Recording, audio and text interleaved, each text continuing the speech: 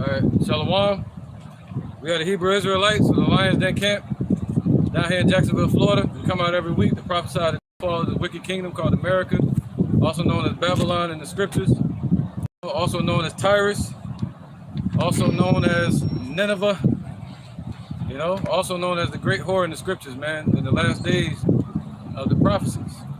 All right, but before we start to teach this epistle, we want to give praises to the Most High and His Son in Hebrew and give honors to our elders that taught us this truth, or helped us learn this truth. I want to say Kav, Alayim, La, Yahweh, Hashem, Yahushai, Hashem, Ha, Rakah, Kodash, Ma'amah. All right, double honor to the elder apostles of GMS and their elders. And shalom to you, Hakim, Nakwati, the children that still believe in sincerity and truth, man. All right? So we're going to start off with some scriptures. We got a lot of current events that we can go into. Anybody got any topics they want to bring up, we can. Let's just start off with like, I had one on mine. I got a few of them. Let's go with Ezekiel chapter 3.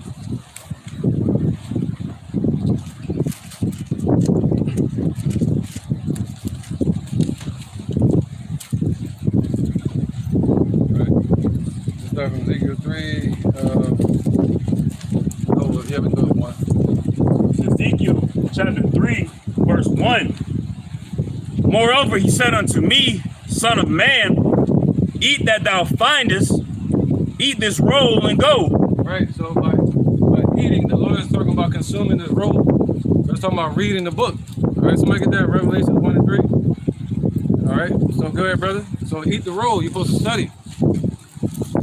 Eat this roll and go. Speak unto the house of Israel. Right, somebody get that and say milk to that bone, milk to marrow to the marrow. The word shall be milk to that bone. They said, what? Eat this roll and get thee to the house of Israel. Go ahead. Verse 2, so I opened my mouth and he caused me to eat that roll. Right, so the Lord got to cause you to eat. You see that? So the Lord dealing with you, He's going to cause you to eat the roll, which is the scriptures. He's going to cause you to eat the whole book and study. All right? Eat the what you would call angels' food, the spiritual manna that the Lord has sent us in these times. All right? But a lot of our people, they reject it. They say, children, eat your bread, little children, because it all falls down. All right? So the Lord has opened up food for us. And they said that He wouldn't have food for us in these times. All right? But He gave us what? The spiritual manna, angels' food, man. All right? Which is the scriptures, the wisdom. Go ahead, brother. And he called, and he said unto me, Son of man, cause thy belly to eat, and fill thy bowels with this roll that I give thee. Right, so take this word deep into your mind, all right? So the belly represents your mind. So it's saying, dig deep and study the scriptures. Dig deep, get to the mysteries, you know, and the parables of the scriptures, the prophecies, get into that. Not just knowing that you're an Israelite. All right, so that way you can go out and edify. So they study to show yourself approved. Go ahead, brother.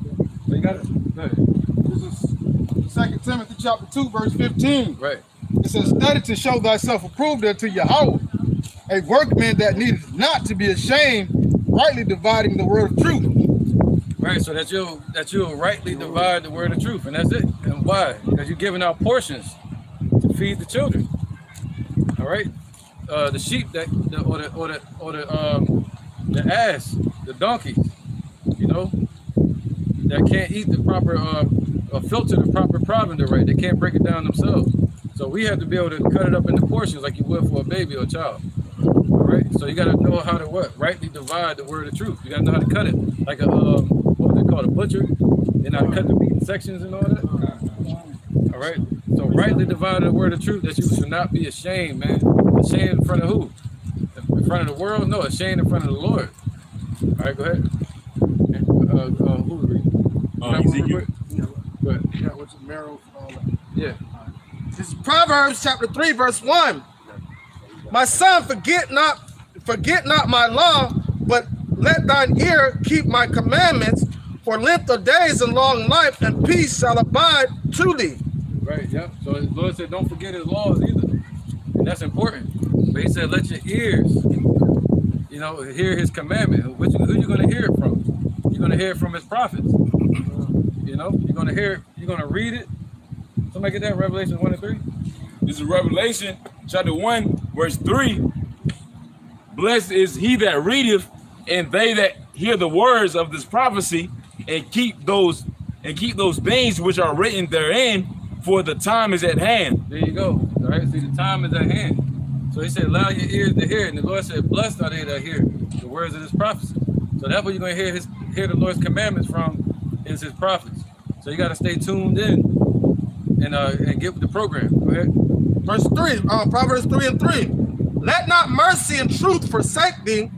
Bind them up about thy neck. Write them upon the table of thine heart. So thou shalt find favor and good understanding in the sight of Yahweh and men. Trust in the Lord with all thine heart, and lean not to thine own understanding. In all thy ways acknowledge him, and he shall direct thy paths. Be not wise in thy own eyes. Fear the Lord and depart from evil. It shall be health to thy navel and marrow to thy bones. There you go, man. All right, so reading is going to strengthen you. All right, and that goes with the prophecies of Ezekiel 37. Oh, let's get that real quick. Let's get going there. Ezekiel 37, he's going to cause us to come out of our graves, and sinews and all that. See, the word will be health to your bones, man. You know? So you want to get strong in this truth? You want to get stronger so you can fight? Well, you got to read. You got to study. You got to listen to the men of the Lord and do as they say. Put it like that. All right, this is, you know, and by doing as they say, because they're supposed to be saying what's coming from the scriptures. And if you do as they say, that means you're not trusting your own heart and the way you think or the way you was raised up, where you may have doubts. You may think the Lord ain't dealing with you. You know, you may think you messed up so much, but you can't bounce back from it. Well, the Lord thinks different. He already he gave his life up for us, man. So we got to be able to trust what the scriptures say and not our own thoughts. All right, go ahead. This is Ezekiel chapter 37 and 11. Then he said unto me, Son of man, these bones are the whole house of Israel. Behold, they say our bones are dry and our hope is lost. We are cut off for our parts. Yeah, see that? So the Lord said this word will be marrow to thy bones, man. Strengthen your bones up, like milk does. All right, go ahead. Therefore prophesy and say unto them, Thus saith the Lord Yahweh, Behold, my people, I will open your graves and cause you to come up out of your graves and bring you into the land of Israel. Right, but we got to desire the sincere milk. See, once you know that you're an Israelite, and it's like boxing, like Elder Apostle Har always says, you know, you got to go back to the basics every time and repeat the same things over and over again. All right? Go ahead. He said he's going to cause us what? To come out of our graves. What scripture should come to mind? Revelations what? 11? What's that, 11? Yeah. 11 and 8. Yeah. All right, we ain't going to get it though, but go ahead. So he's going to cause us to come out of our graves. Right. Because the Lord said that Israel, the so-called Negroes, Latinos, Native Americans, that they were going to discontinue from their way. And we did that in 70 AD. All right? So we became spiritually dead. But the Lord promised that he's going to bring us out of these spiritual graves, man. You know, us being spiritually dead. Go ahead. Verse 13. And ye shall know that I am the Lord, Yahweh Ba'ashem Yahushai. Right, so that's what's going to bring us out of our graves. That's what's going to make us alive again by knowing that who Yahweh is. Knowing who our Father is, connecting to our power. All right? He said that the ox knoweth his owner, the ass his master crib, but Israel doeth not know. And by us not knowing who our power is, we're disconnected from it. Not only not knowing our power, just like you said before, knowing our home. Right now, we're not in the land of Israel, but spiritually, we're there through connection through the Father and Yahweh Shai. Yep. But you got people in the land, they still don't know him too. Verse 13. Yep.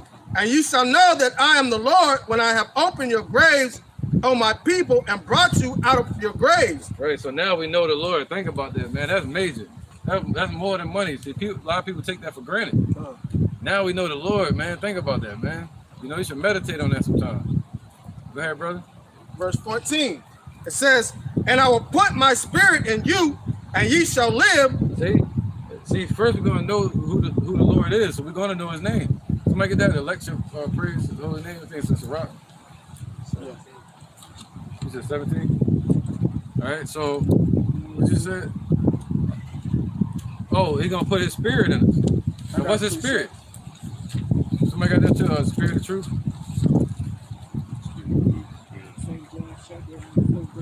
Oh, I got it. Let's get that one too. I need those two. Sirach. 17 it was, right? Yeah, 17. You can bring it up. Yeah, whoever can bring it up. This is Book of Sirach, chapter 17, verse 10. And the elect shall praise His holy name. There you go. One more time. This is Sirach, the book of Sirach, chapter 17, verse 10. And the elect shall praise His holy name. There you go, man. So the elect, to be elected, to be chosen. All right, the election are going to praise the Lord's holy name. All right. So we're going to be praising His name, but also He said He's going to put His Spirit in us too. See that? I got proof, sir. Go ahead. All right, this is Psalms 51 and 8. No, 9. Hide thy face from my sins and blot out mine iniquity. Create in me a clean heart, O Yahweh, and renew a right spirit within me. Right, by giving us the Spirit of truth, about what Yahweh Shai did on the cross. All right, that's giving us a clean heart.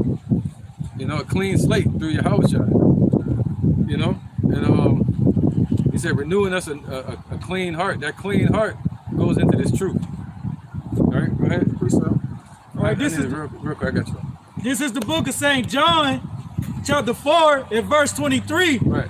But the hour cometh, and now is, when the true worshipers shall worship the Father in spirit and in truth. Right. See that? Because He said the time is at hand. So that hour that cometh is right now. We're in it. We're living in that prophecy, man. You know. So He said the hour cometh, and now is. But they should worship Him in spirit and in truth. I need the one to say the spirit. Go ahead. For the Father seeketh such to worship Him. Yahweh is a spirit, and they that worship Him must worship Him in spirit and in truth. There you go. You got it? John 16. Yeah, go ahead. Yeah. The book of John, chapter 16, and verse 13. Howbeit, when He, the Spirit of truth, is come, He will guide you into all truth. He said He's going to guide you in all your ways, right? He's going to guide us in the truth. Go ahead. In every direction you go, everything you do in your life, the Lord going to bless you to find the truth in it, man. Go ahead. For He shall not speak of Himself, but whatsoever He shall hear, that shall He speak, and He will show you things to come. Right, and right there it doesn't say He, it's supposed to say it. All right, so it's just the Spirit of truth. That's just it. And that Spirit is going to be with us even to this day. It's with us now. All right, so it's not another man, another being sitting on the throne out there called the Holy Spirit.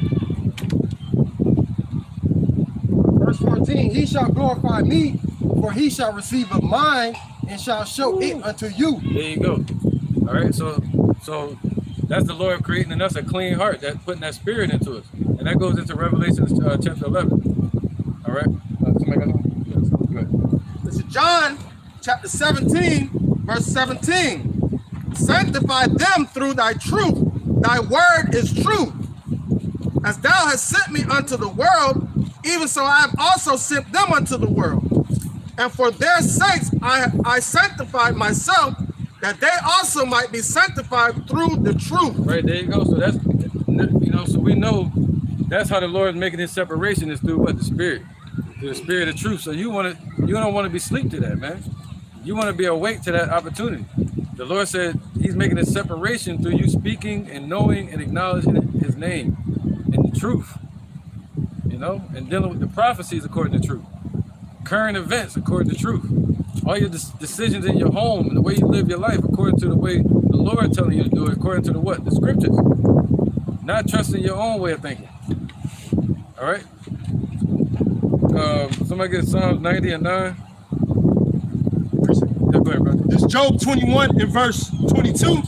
Shall any teach God knowledge, seeing He judgeth those that are high? One dieth in his full strength, being wholly at ease and quiet. His breasts are full of milk, and his bones are moistened with marrow. And another dieth in the bitterness of his soul, and never eateth with pleasure. They shall lie down alike in the dust, and the worms shall cover them. You got a point on that? We just going into what? The dust, the confusion. But can anybody teach God knowledge? All right, you're supposed to be subscribing to this truth, the wisdom, knowledge, and understanding of Yahweh B'Shem Yahweh Shai, and that's what governs your life. You don't do what you want to do in this truth, basically. All right, the Lord's going to govern and direct you how to live, and how to be amongst your family, how to be amongst the sheepfold in the truth and in the world, man. All right, bro. All right, hold on, let me get this real quick. So I need You say Psalms 90 and what? 90 and 9. You want it now?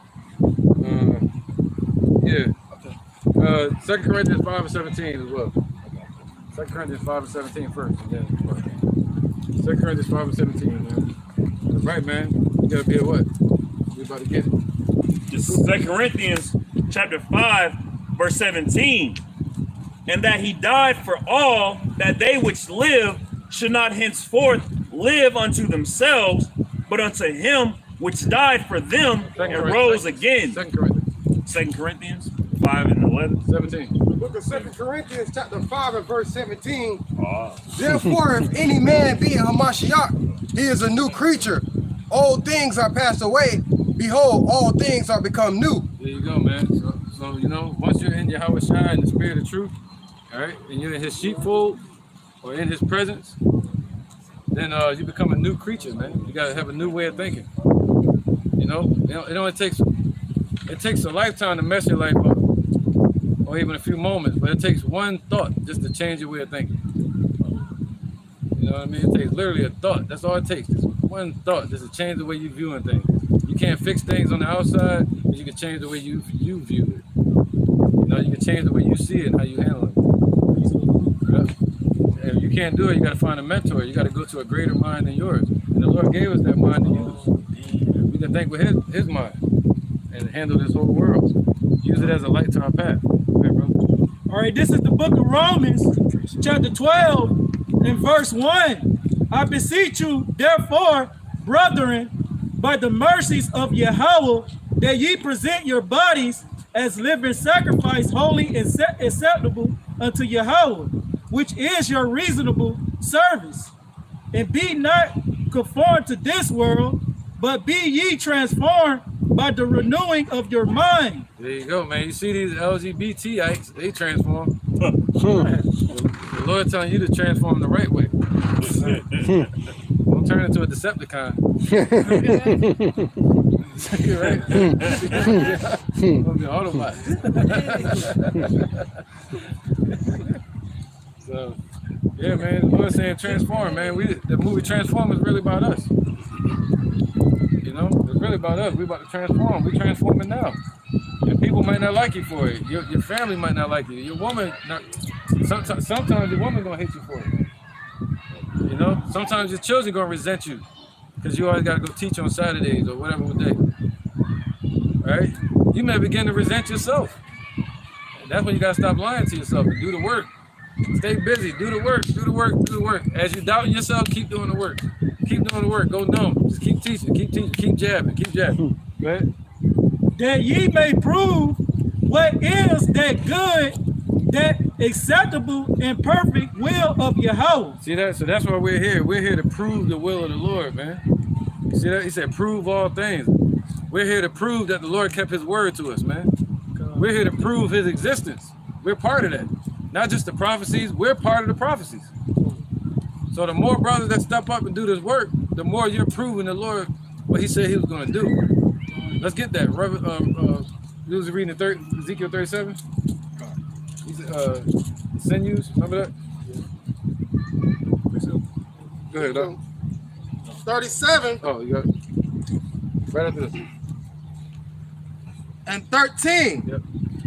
And ye shall know that I am the Lord when I have opened your graves, O my people, and brought you out of your graves, and shall put my spirit in you, and ye shall live, and I shall place you in your own land. Okay. Then shall ye know that I am the Lord, that I, the Lord, have spoken it. See that? So then we're going to know it, man. The Lord said that, you know. We're going to know it, that he did this for us. Can you get that where it says sinews? Yeah, see, I call sinews come up on you. This is Look at the Zion sincere move. This is Ezekiel 37:6. 5. It says, "Thus saith the Lord unto these bones, Behold, I will cause breath to enter into you, and ye shall live, and I will lay sinews upon you, and I will bring up flesh upon you, and cover you with skin, and put breath in you, and ye shall live, and ye shall know that I am the Lord." Yeah. So the Lord kept his word. He said he's gonna bring sinews upon you. What's that? Muscles. You know, cause you to know that you're an Israelite, make you strong in the truth. But you don't want to be an empty vessel. So you gotta fill up your cup so you'll be able to pour your cup into others. You know, even being in the truth, you have to sometimes go back and fill up your cup because you'll run out. You know, you won't run out of the word because he said, "Out of your belly shall flow rivers of living water." But sometimes you gotta go back to the river to fill up your pail, man, so you can pour it into others. Interjection. That means you gotta read. Go ahead. This is the book of Hebrews, chapter 5, and verse 13. "For every one that useth milk is unskillful in the word of righteousness, for he is a babe. That's right. But strong meat belongeth to them that are of full age, even those who by reason of use have their senses exercised to discern both good and evil." Right, so that's what you're doing right now. Once you grow in this truth, you're gonna be tested. All right, that's why the Lord said that in Sirach. He said, "Prepare thy soul for temptation." Because once you get sharper in this truth, you can be challenged now. You can be tested. The Lord gonna test your iron. He's gonna test his blade. He's gonna test the gold. You know, to see if you're really gold, or to see if you're a weaker metal. You know, he's gonna test your metal, man. No, not the draws. That's scums. An alloy. Yeah, an alloy will be a weaker metal. So he's gonna test you, man. So I forgot what you're reading, but here you go. This is the book of Sirach, chapter 4 and verse 17. And it says, "For at the first she will walk with him by crooked ways and bring fear and dread upon him." There you go. So you're gonna be tested. You know, and you're gonna be able to discern what's right and what's wrong.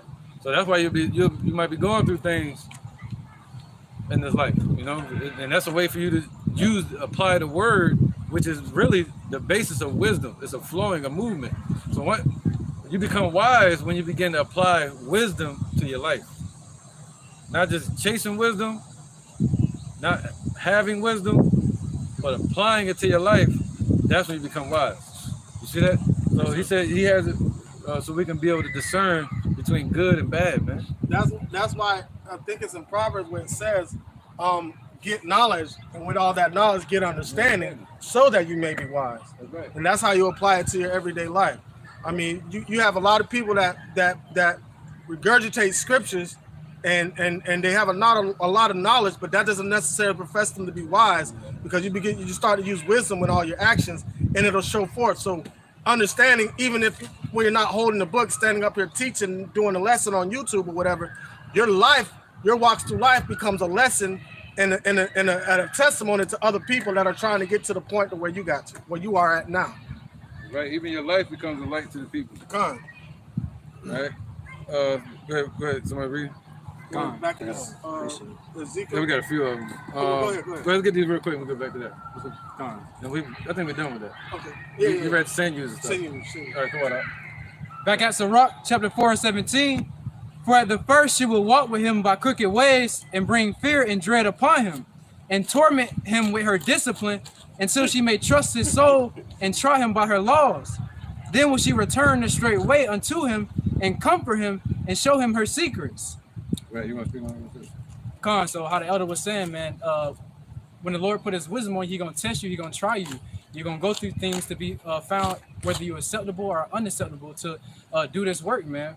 And then it says, then will she return her straight way unto him and comfort him and show him her secrets, man. Because once you prove yourself in a sense, man, the Lord gonna start dealing with you in the spirit and increasing your knowledge and wisdom and understanding, showing you the secrets of this book, man. You know, just increasing you through the spirit. Right. And that part where it says tormenting with discipline, that's because discipline, like Zaquan always says, discipline is doing something when you don't want to do it. That's right. And that instills discipline. And then the comfort of that discipline is being in a situation where you have to actually apply that skill that you discipline yourself with, and it's comforting to you, because the Most High gave you the motivation and also gave you the ability to be disciplined in that, and then you have the comfort of knowing that you have that down pat, but also keep doing it later on in life. It's a beautiful thing. Right, brother. Yep. They say the best sports you can learn is how to fight, because they stay with you forever. Not football, basketball, but how to defend yourself and teach it to your children. So the Lord said this is our weapon of warfare. So you teach your children how to fight and how to be strong. So this is something that should stay with you forever. And you got to keep training. We're rehearsing the righteous acts for the real fight that's coming up. Because what's coming, man, martial law, when they push the MOTB, come on, the QR code, when they start pushing that, you know, that's when the real test is going to be here, man, to see who really is riding with the Lord, not trying to find the truth, not being in the truth, not just teaching, but that love the Most High. That's what this is about, man. That's what all this is about. Everything we're doing is about bringing our people to the Lord and seeing who really loves Yahweh B'Shem Yahushua. That's what this is about. And we're going to see in that day who's willing to do for him what he did for us. He gave his life for us, man. But will you give your life for him today? So he telling you don't have to do what he did. He said his burden is light. So he told us to just sacrifice our life, man, and let the life let our old life and our old character fade off, little by little, putting off the old man. Don't carry it around on your back like carrying a corpse your whole life. You got to put that corpse down at some point, you know, and pick up your cross and bear your cross, not a physical cross, but bear your affliction. All right. Somebody got precept? Look at all of them. Go ahead. This is Psalms chapter 1. I'm gonna go to verse 2. It says, "But in his delight is in the law of the Lord, and in his law doeth he meditate day and night." That's right. So you said what? You said what? First part? But his delight is in the law of the Lord. Right, there you go. So it got to be a delightful thing to you, man. You got to enjoy it. You're eating. The Lord said you're gonna eat. This is a feast. You know, this is the milk. This is the oil. This is the wine. This is the meat. You know, this is the lamb. This is, you know, so this is the grapes. All right, the fresh air, the water. The fruit. It's verse 3. "And he shall be like a tree planted by the rivers of water, that bringeth forth his fruit in his season. His leaf also shall not wither, and whatsoever he doeth shall prosper." Right, you want to break it down? Your con. So going off of what you were saying earlier, you know, you have to have water within yourself to give unto others, and you have to go back onto the water to fill up, and that water is your house, and the water is also the scriptures as well. Right. So you have to go back to the scriptures. Blessed is he that readeth, and you have to read it and continuously drink water so you can drink as well. Go ahead. You better believe. If you see Yahweh Shai today, you better not leave his side. Bro. So he gave you a chance to be by his side, be in his presence. So you should be like a tree that's planted. So you don't have to go back to the water with a pitcher. Wear out the footsteps of the saints. That's right, man. And keep it going. Well, nowadays, like, shit, I'm going to run. It's too late in the game, man. They got, you say, 5 virgins, 10 virgins. Be the wise one. Don't be the foolish one. Right. Because you're seeing the foolish one. I know everybody is experiencing the foolish ones today. Hey, remember that stuff a couple years ago you were talking to me about? At this point now, like they've chosen their side that they want to be on. So now they want you to, the time that you were spending with them back in the past, they want you to sit down with that and spend time with them again and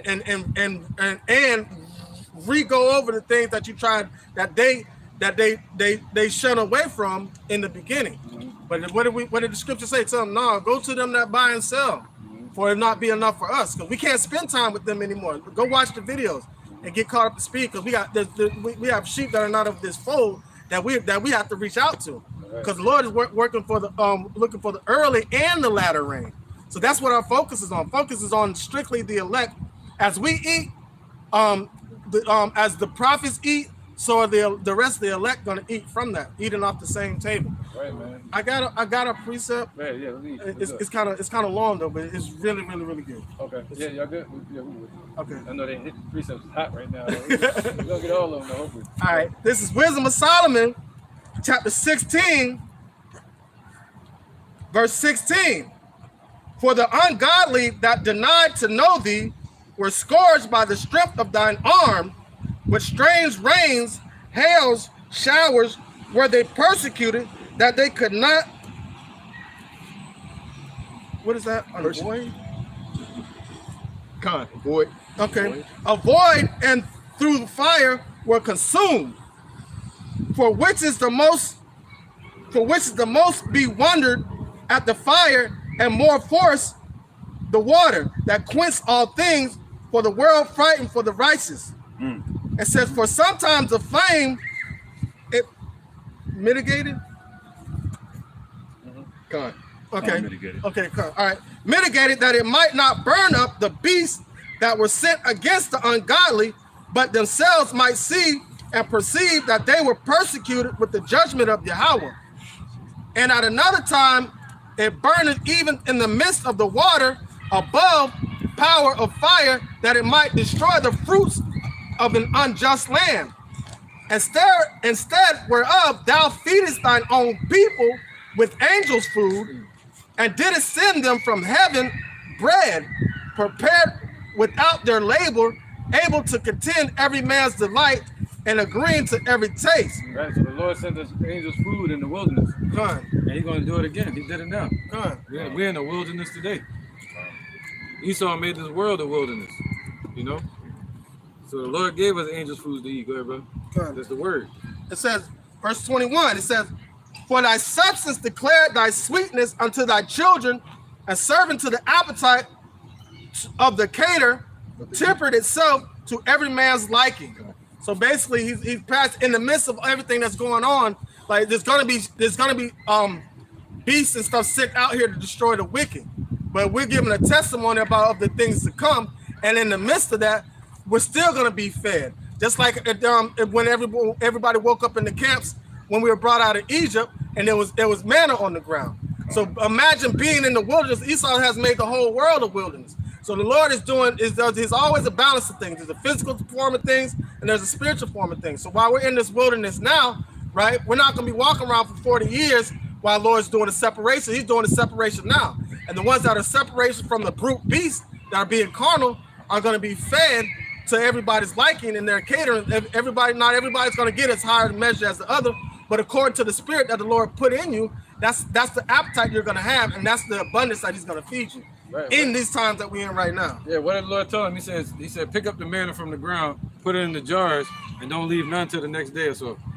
So I mean, you gotta have a desire to eat, to devour this word, right, and eat it fast and consume everything. But then also, somebody prideful, they won't want to get down there and eat off the ground. Yeah. Pick manna up off the ground. They want to eat off the floor. They want the lamb, right? You know. They want the kingdom now. That's what that would represent.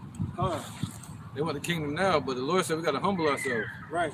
You know, you humble yourself by doing this work, going to get the Lord's people, you know, seeing the condition of our people, loving the Lord, loving yourself, right? And that's where it starts. And with people that want the kingdom now really don't understand the Lord, because what did he say? The kingdom is already within you. Understanding that the truth is the kingdom. It just hasn't manifested in full form because of the lies that are everywhere, man. But the kingdom is here. Everybody, we know it, but everybody else doesn't know it. Those are individuals that want to stick them chests out, and they want glory. They want the glory in front of everybody else, but not wanting to stick to the program and do the work. You know what I'm saying? That the Lord put us here to do, and not realize the kingdom is already within you, man. And we can display the kingdom right now through knowledge, wisdom, and understanding. Right. Yeah, because people want tomorrow and today. Right. They say. All right. Instead of doing today, would have helped you for tomorrow. Right. And it was something you said. You had said during camp one time. You were like, you know, focusing on the past and worrying about tomorrow makes you forget about the present. And we don't have the room to smell the roses and indulge. We should be smelling a whole bouquet of them bitches right now because of the simple fact that at one point in time we were not imagine, can you imagine, like, about 500 years ago, we weren't even allowed to read, let alone have the extensive knowledge and wisdom that we have right now in Yahweh Bashim Yahushai? I don't think our people could stand up straight. We couldn't spiritually stand up straight, man. We were well in the confusion, right? Right along waddling in the dirt with Esau, but the Lord brought us up out of the dust, man. And like too many people want to see the physical manifestation of that, wanting to tomorrow, today, not indulging in the spiritual manifestation of that from the state of mind that our people were in when they came over here on the boats to the state of mind that we're in right now. Really understanding the first topic that the elder was talking about, Ezekiel 37, the dry bones. The Lord has did so much to bring us out of our grave. We should be very content with that. That's right. Seek him 10 times more. Come. You know, and realize that he did make us rich. Come. You know, not the type of riches the world would think.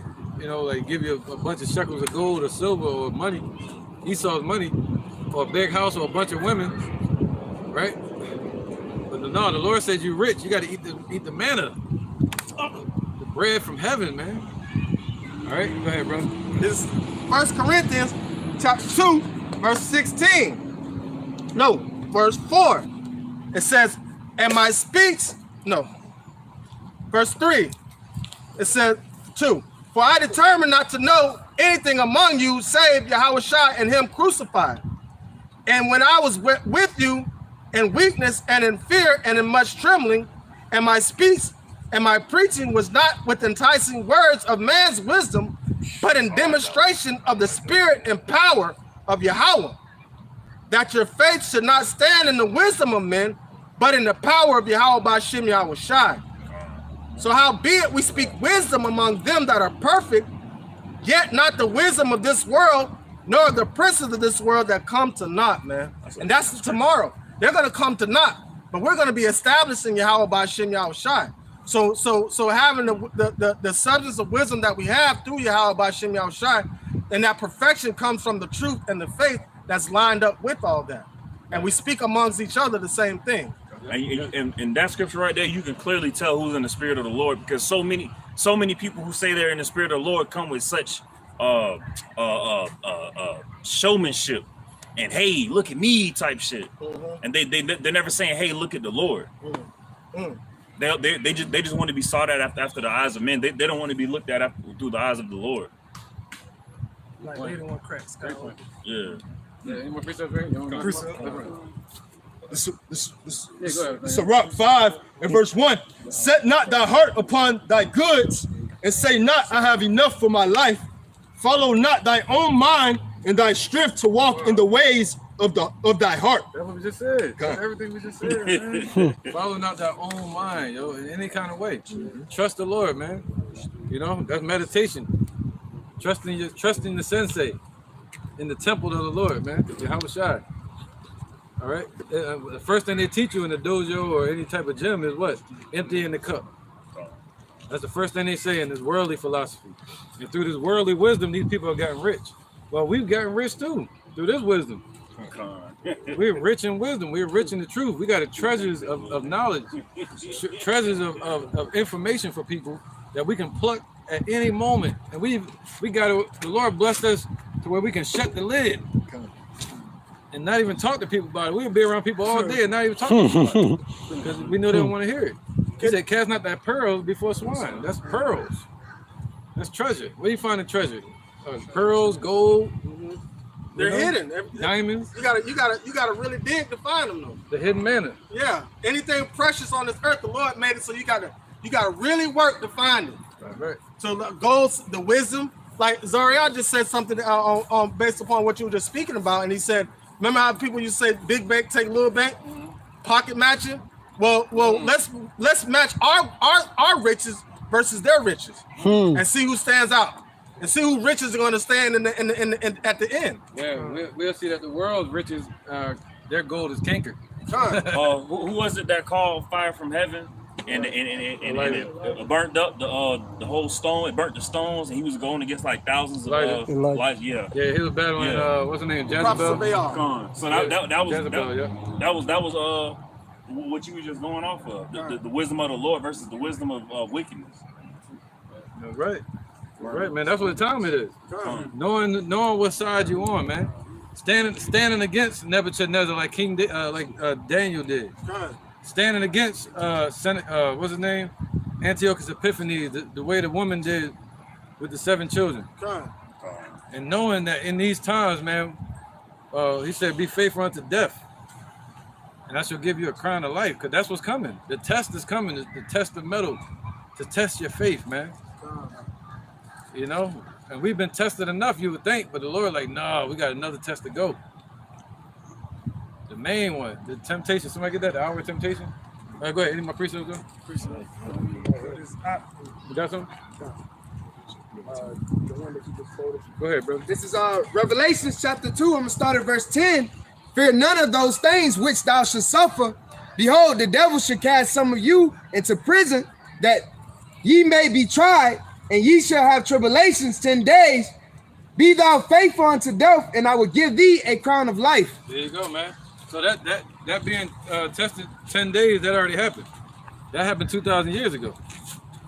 All right. So now the Lord saying He gonna Psalm 91. He gonna protect you. That's what we hoping for. All right. So you're gonna have tribulation 10 days. That already happened. But can you go back again? Start from the top. Yep. This is Revelation chapter 2. I'm gonna start at verse 10. Fear none of those things which thou shalt suffer.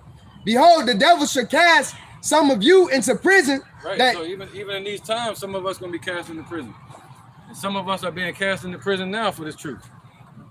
You know, even though we don't know it, but there's probably some brothers out there, especially when they bring in the martial law, they may cast some of us into prisons or martial law or concentration camps.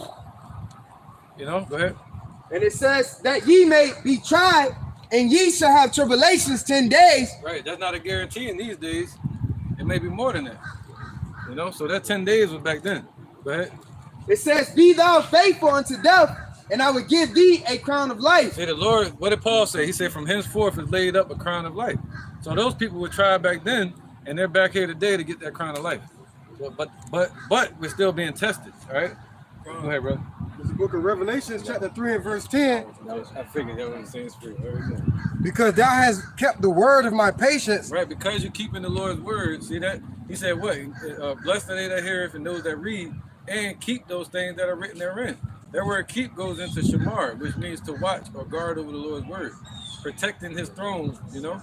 Protecting his purpose. Protecting the truth. Being his spokesman on the earth. Being his trustee. Go ahead, brother. I also will keep thee from the hour of temptation, which shall come upon the whole world, which shall come upon all the world, to try them that dwell upon the earth. There you go. That hour of temptation, man. We know what that is. That's the MOTB. All right. That's when they start to put the it's called biometrics and charagma and Be careful. yeah, I know, man.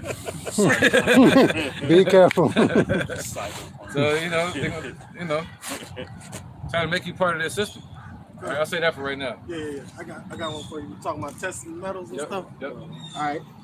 This is Jeremiah 6 and somebody else want to go? No, you good. Okay. 6 and 27. I have set thee for a tower and a fortress among my people. Right, who is that? Jeremiah? Right, And so the Lord, you want to speak on it? All right, so the Lord has set the elect, or the hopeful elect, up as a tower. What's that? A safe house. All right, for protection. All right, just the same way the Lord set up Jeremiah. So each of us is a one-man army. You know, you can battle the whole world by yourself, but us standing together, the Lord made us stronger. The Lord made us be able to bear each other's burdens. You know what I mean? My brother, shalom. Some burdens. You know what I'm talking about, right? all right.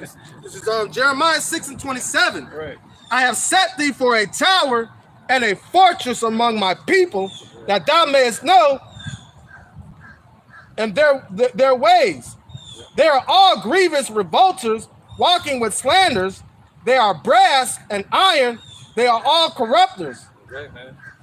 All alloys, all those melt in the fire that we're dealing with. And the fire, the temperature that you would put gold in, all those are alloys and they'll melt.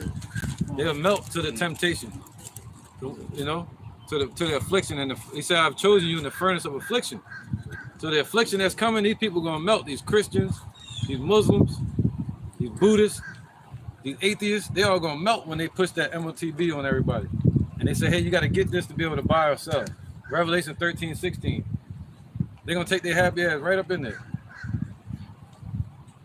All right, all the ones, I'm a proud American. Okay, when it comes time to eat, they're gonna go right up in there and do it.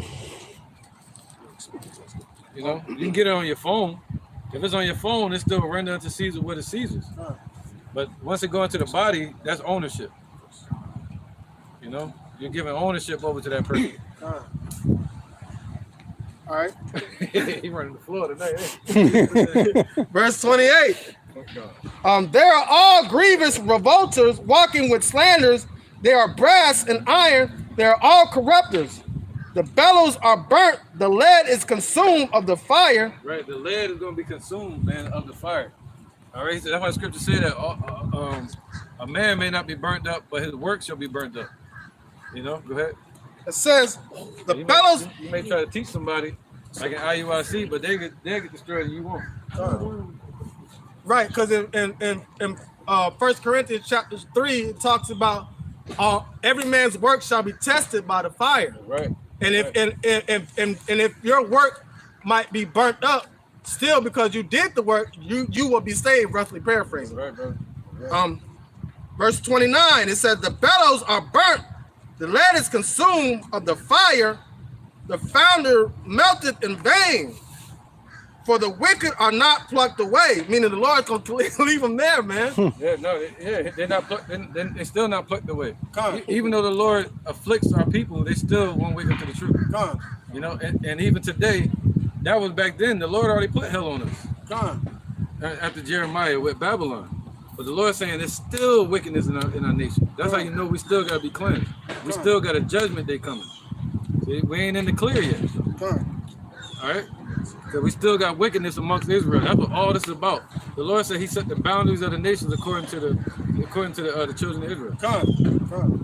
So everything that's going on the earth revolves around the nation of Israel. And we still got a wickedness that needs to be purged out of our nation. But the Lord is separating so he can make sure he get it right. Make sure he get it perfectly. He don't get nobody mixed up. So he's making a sift. He gave some brothers the spirit of truth, and other ones, which is that mark, that Gawah, a mark of exemption, and he gave others darkness. He gave them over to Satan, over to the left-hand side with the heathens. All right, so you got to know your place, know who you are, man. Know what battle you're fighting. Know that you're in a fight, whether you're getting punched in the face or not. You getting hit. That's it right there. Yeah, your house shout on the side like, fight back. Yeah. Get up. For real. Just like a little testimony. When I was a younger kid, I'm still a very timid person, but it took a lot for me to even defend myself. And I remember hearing my mom seeing me out there in the yard playing with the kids and me getting bullied. My mom didn't come to help me. She told me I better fight or better learn how to do it at one. And that's how it is in these times, man. Like, the devil's still gonna continue to slap the shit out you. It's up to you to use the power that was given to you by your Yahweh Shimi Al-Shah to fight back. Yeah, it was like tee off on you. Tee off on you. I'm talking about the sparkle. You can drop your hands if you want. They're gonna tee off on you. Done. All right, this is one more. So and then when you begin to fight back, what happens? It said there's joy in the presence of the holy angels. Done. From one sinner that repenteth. So that's like the crowd on the side, like, yeah. One lick that you done got, now you done ignited the whole crowd. You know what I'm saying? You know? All right, go ahead. You got more? Yeah, there's one more verse. It's Jeremiah 6:30. Reprobate silver shall men call them, because the Lord have received them. Right, what's reprobate? Reprobate is fugazi, meaning fake. You know, fugazi. That's what they call it in New York. They find a fake area on the ground. I seen somebody do that. They picked up and he's like, I got the fugazi. Yeah, that's what they call it down here too. He was all happy and shit. I was like, he's dirty, bro. He's a dirty dude. So that's why I knew. They were like, oh, that's being fake. Okay. Yeah. You know, so the Lord don't want fake, man. He want pure. You know, he want that pure gold. He want that pure silver. All right. And he said he's gonna polish his jewels. He want everything to be right for his ceremony. You know, we're gonna represent his crown. He wants us to be polished and ready. The bride got to make herself ready. All right, go ahead, brother. So by making herself ready, it's not just about you. It's about you helping to get the brothers ready. You know, and other people that's under you. Get everybody ready by getting yourself ready. And what are the reprobate silver? What are they going to be using? The ones that are the so-called in the fold. Y'all likes to bring it out all the time. They're over there building with untempered mortar. There you go. They're over there building with untempered mortar. So their foundation, not only the silver going to be burnt up, but their foundation is going to crumble also. And, you know, that time coming, man. The Lord ain't playing. Because imagine if we could fake forever. Shit. The Lord like, nah, man, I can't let you do it. I can't let you do it. You got a cutoff point. He about to destroy this place. Yeah. All right, and that test is coming though, man, before the destruction. And we gotta get our minds ready. Appreciate it. All right, to walk up to that grocery store door and get rejected. While your stomach growling. While your stomach growling, or your family stomach growling. You know, I got a whole different mindset. So, go ahead, brother. This is the book of 2nd Esdras, chapter 8, and verse 38. For indeed, I will not think on the disposition of them which have sinned before death, before judgment, before destruction. But I will rejoice over the disposition of the righteous, and I will remember also their pilgrimage and the salvation and the reward that they shall have. So, right, that disposition going into a state of mind. You know, what as a precept, what manner of man you shall be. You know, that disposition, that state of mind that the righteous in. You know, being able to go to a grocery store knowing you're gonna get rejected, or, you know what I'm saying, just walk the other way. Well, the Lord got something planned for me. But the 2/3 of our people, on the other hand, that disposition gonna lead them, you know, to trust in Egypt and go down there and ask Egypt for help. You see what I'm saying? But the Lord also remember our pilgrimage. He understand that, you know, a pilgrim is a man walking to and fro looking for a miracle. You see what I'm saying? So we don't have no certain city, no certain dwelling place on this side. So we those pilgrims that gonna be wandering to and fro, you know, waiting for the Lord to give us stretch forth His hand and send a raven to feed you. Right. You know what I'm saying? Put the spirit on a Edomite that done, you know what I'm saying, went down to Egypt. I got you. I'm a scan for you. You see what I'm saying? Whatever the case may be, and bring you, whatever the situation is. You see what I'm saying? Just that certain mind frame that the righteous in, according to the, you know, and the mind frame of the wicked. You know, we ain't rejoicing over the wicked. We rejoicing over the righteous. Well, there you go. 10 versions. There you go. That's it again, man. And then we'd be in the spirit of Abraham. Definitely a pilgrim, and that had no certain city, but he had faith in what he didn't see. Not like scientists, they say you got to prove it. You know, a lot of Muslims, they say you got to experience it to believe it. You know what I mean? But we have experienced the Lord. And you have brought out something, I think it was last week, and it was in reference to when the Sanhedrin was asking the disciples of asking Yahushua why his disciples don't fast as often as they fast, right? And then you have made a point that, you know, when Yahushua was around, he always fed us, right? And he still does. But I stumbled across a video. I want to do a lesson on it next week for going into the Day of Atonement. Like, and one thing you said, our eating habits, we became addicted to food, right? As much as we eat and consume food, the body it's not a necessity for the body like that, right? And there's a thing called dry fasting. You have liquid fasting, you have dry fasting. Well, I didn't know that the body will produce its own water. So when you go through the Day of Atonement, what it's redoing is revitalizing the cell structures in the body, right? And creating water within and eating away by all the impurities that are inside the body, right? Disposing of it. So think about that spiritually, what that's doing for us spiritually, man. Right, so the Lord is preparing us for everything that we're gonna have to face, man. It's been a struggle just being. It's a struggle to be Jake. It's an even more struggle to be a man to be Israel. You know what I'm saying? So the Lord is preparing us in all types of ways preparing us for the things that we're about to encounter and we're about to go through. Yeah. So and all it is a testimony to us of the strength that we have, because we don't know, but He already knows because He gave it to us. Right, because we're basically going up against man's wisdom. We're going up against Esau's blessing, Esau's wisdom, worldly wisdom. But through their wisdom that the Lord gave him and the mind that the Lord gave him, being crafty, more crafty than all the beasts of the field, more cunning. You know, they had a chief house of Esau called Teman. You know, they were their wise ones. They were their scientists. They were that's their physicists. All right, so somebody get that 1 Peter 1:13. So it's our mind, our spirit of the Lord, Yahweh Shem Yahushai, his mind against their wisdom. That's the power that the Lord gave us. But what did the Lord say about Jacob and Esau? At their birth, one shall be stronger than the other. So we're stronger than them. Once we put on our strength, the Lord said what? Put on strength. Once we put that strength on, it's stronger than Esau's strength. This strength is in lies, man. Our strength is in the truth. Their strength is in darkness and wickedness, in sin, and evil. But our strength is in righteousness, man. And you can bring darkness, a speck of darkness, into the light, and it will have no effect on the light. But if you can bring light, one match in the midst of darkness, it'll have an effect on that darkness. So light is stronger than dark. All right. 1 Peter 1:13. That's right. All right, this is 1 Peter chapter 1, verse 13. Wherefore, gird up thy loins of your mind, be sober, and hope to the end for the grace that is to be brought unto you at the revelation of Yahushua HaMashiach. That's right, man. So hope for that. You know, gird up the loins of your mind, man. Get ready. All right.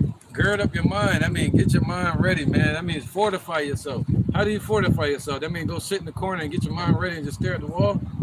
No. You know, listen to some 50 Cent. Do some push-ups. No, that's fortifying the body and getting your ego boosted. But to fortify your mind, you got to study the precepts. You got to study wisdom. You got to study stoicism.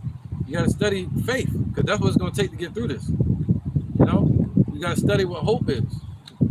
These are all. That's the armor that the Lord gave us. You got to study your weapon, your sword, before we go into the battle. All right. So, somebody get that knowledge and wisdom. Right. That's right, man. Because that knowledge that the Lord gave us, the knowledge, knowing how the Lord delivered Elijah, knowing how the Lord delivered Moses, how the Lord delivered Israel out of Egypt at the splitting moment. He was there for us when the Pharaoh was on our back, chasing us with the army. Knowing how the Lord delivered Paul from being bitten by a serpent. How the Lord sent Yahushua for us. That's knowledge. To know, that's the experience. You can have two forms of experience, two forms of knowledge. Not science, falsely so-called, where they got to experience everything, but you have knowledge through education and through truth. So we've experienced that. You know? I need that one real quick. Somebody got it? I got it. Knowledge was Go ahead, brother. This is Isaiah 33:6. And wisdom and knowledge shall be the stability of thy times, and strength of salvation. The fear of the Lord is his treasure. There you go. So the knowledge and wisdom is going to be the stability of our time. What time? The time of Jacob's trouble. What time? The hour of temptation that's coming here, man. To where they're going to push that digital system on everybody, man, and force you to be a part of it. Become non-human. That's what they want. They want this to be Sodom and Gomorrah again, but it's almost over. It's going to burn up like an oven soon. It's not going to be paradiso. Bye. But yeah, go ahead, man. This is Isaiah chapter 55, verse 6. Seek ye the Lord while he may be found. Never met a group of people that make you hate alphabets. That's some shit. Alphabets ain't do nothing to nobody. You ain't singing ABC. Shut up. Don't sing. You skip the L, skip the B's. None of that shit. Right, discount. Yeah. Throw all the rainbows. Oh wait, you gotta keep the rainbows. You know what I'm saying? And that's the power of darkness is misdirection and what is it? Misdirection and pretty much lying. The straight lies, man. That's it. Poison. That's it. And it's psycho. Yeah. It's delusional. Delusion. And they want somebody else to believe that delusion. So we grew up reading Rainbow. We knew what the rainbow was about, even though it wasn't in the scriptures. Right. And if you think about it, and what is their confusing target mostly? Emotions, carnal. Is everything carnal? Because dealing with things emotionally will cause you to believe that the lie is the truth and the truth is a lie. Because their feelings are wrapped up in it. You know, they want you to be, oh, all love is all love. No, it's not. That's disorder, and that's not love from Yahweh by Shem Yahushua. There's darkness trying to spread. It can't. It can't spread when the light shines, man. And the Lord got us down here lighting our candles. So there's light in the midst. That's why darkness can't have its way. Darkness is going to be put out soon, man. All right. Real quick. Go ahead, brother. All right. This 1 Thessalonians chapter 5, verse 4. But ye, brethren, are not in darkness, that day should overtake you as a thief. See that? So we're not in the darkness. Right? No, we're in the world, but we're not of the world. See that? Go ahead. Right, it says, ye are all the children of light and the children of the day. We are not of darkness. We are not of the night, nor of darkness. Right, we're children of the kingdom. That's what the day it represents. That day represents righteousness. We're children of the kingdom, living in Esau's kingdom. But we're not of that night that we're living in. You see that? Therefore, let us not sleep as do others, but let us watch and be sober. There you go. So to be sober means to what? Be circumspect. And to be patient in your actions. Don't go out and attack somebody and move in haste, move in panic, move in fear. All right? And being circumspect, meaning literally watching what's going on. Shalom. Watching the prophecies, watching the news. But every time you watch the news, you apply a scripture to it. Every time you deal with something in your life, you find a scripture and apply that to your life. You know what I mean? Don't sit there and dwell on it. You gotta be a warrior. You know, you don't want to be the wizard. You don't want to be a king yet. We're not saying here to be kings. We're saying here to be servants to the Lord. We're gonna be kings when we're able to sit down and eat the fruits of our labor. That's what kings do. You know, but a warrior goes out and gains the kingdom. Right. And fights the dragon, you know? Oh, damn, the dragon. No pun intended. Yeah, no pun intended. You know? They go out and slay the dragon, right? So you got to be a warrior, man. You got to fight the battle. Right. So fight the powers that be. That's it. That's it. So in order to be a king, you have to claim dominion over or conquer a known territory, and that's what we're doing right now through the spirit of Yahweh Shai. So right now we're warriors, and once that campaign is complete, that's when you get that's when you get decorated. That's right. That's right, man. So you got to gain the kingdom, man, together as a team. All right, go ahead, brother. This is Proverbs chapter 14. I'm gonna start at verse 18. The simple inherit folly, but the prudent are crowned with knowledge. All right. So, can you read that part again? This is Proverbs chapter 14, verse 18. The simple inherit folly, but the prudent are crowned with knowledge. There you go. So the simple are going to inherit the folly, but the prudent, they're going to inherit what? The crown of knowledge. That's what you're going to gain by continuing in this truth. Continuing to stay humble and stay in his work. And keep things simple. Keep it simple, man. Just be a vessel. You know, you don't have to be the tallest man, just be the man. You know, he said, let no man take thy crown. Yeah, but the man he's talking about is yourself. Looking in the mirror. You know what I mean? That's the first one that's trying to take the crown. That's the flesh. The flesh looking your spirit right now. Like, we going to the grave. The flesh want to go. The flesh want to go to sleep. Yeah, the flesh want to go right back where it came from, the dirt. To the dirt. He's gonna try everything he can to get right back there. Yep. But that's where that separation stems from. That's the spirit trying to go back where it came from the Father. Yep. They want to go to the dirt, man. Back to the confusion. Back to the easy route. You know, right? It's the book of 2 Timothy, chapter 2 and verse 4. No man that warreth entangleth himself with the affairs of this life, that he may please him who have chosen him to be a soldier. So how the elder was saying, you know, a soldier is a servant as well, man, serving the objective of his superiors, man. So that's exactly what we're doing on this side, serving the objective of the Lord Yahweh Shem Yahushua, you know, pushing to complete his will, You know, and it says, no man that warreth entangleth himself with the affairs of his life, because if you engaged in warfare, you can't be entangled with the things that's going on around you. You know, you got to be, your eye got to be single and focused towards that objective that the Lord has set in place for you, man. Right. To please Him who have chosen you to be a soldier, man, because the Lord, Yahweh Shem Yahushua, has set us up to be warriors, to be soldiers, man, to fight, to do His work, to do His will, man. Right, man. You in the trenches, man. You throwing grenades and ducking bombs. Darn. And think about it. There was I forgot, was it in Judges? I forget where it was, but it was a scripture in the Bible. It was a story, and the children of Israel were led to go fight against another nation. Right? They were outnumbered, but in the midst of that fight, the Lord put a spirit on our adversary to where they turned their swords against one another and started fighting against each other, man. And if you think about it today, that's happening right now.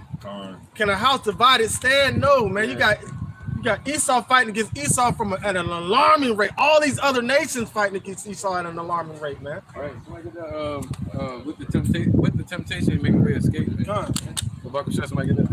Somebody precept? Anybody?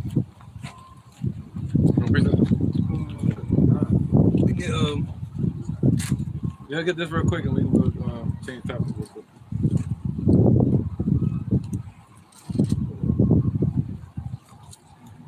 Yep. So go ahead and get it first. You got it. This is the book of 1 Corinthians 10 and 13. There have no temptation taken you, but such as common to man. But Yahweh is faithful, who will not suffer you to be tempted above that ye are able. Right. So we can look through knowledge, look into the scriptures, and we can see where the Lord, His word has been tested 7 times over. And where does His word dwell? In the hearts of His people. All right. So those vessels that we use, they've been tested over time that we can read about in the scriptures. So no temptation has fallen upon man. That is a common test. A test of what? Faith. See that? So the Lord made a way escape even in this time. What's that? The Habakkuk. Where is it? My bad. Yeah, man, that's right. Because the Lord made a way of escape. There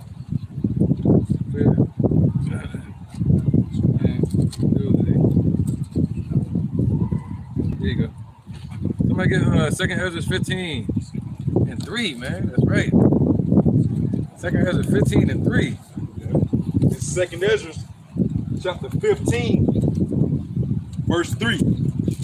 It says, "Fear not the imaginations against thee. Let not the incredulity of them that trouble thee that speak against thee." Right. So we don't fear what Esau talking about.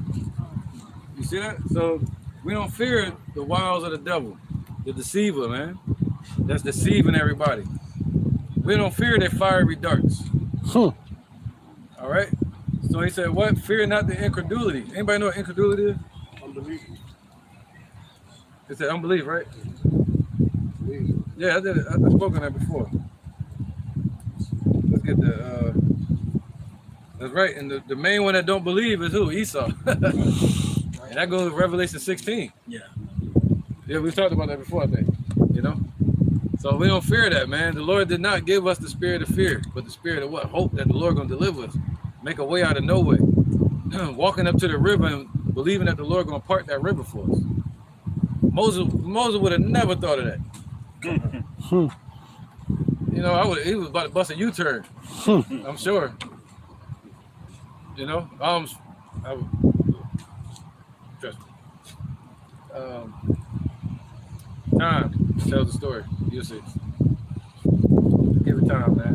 Right? Just give it time, man. All right, where was that? Second. All right, somebody read. We read that. Keep reading that. Incredulity. All right, of them that trouble you, right? So now let's get Ezekiel chapter 3.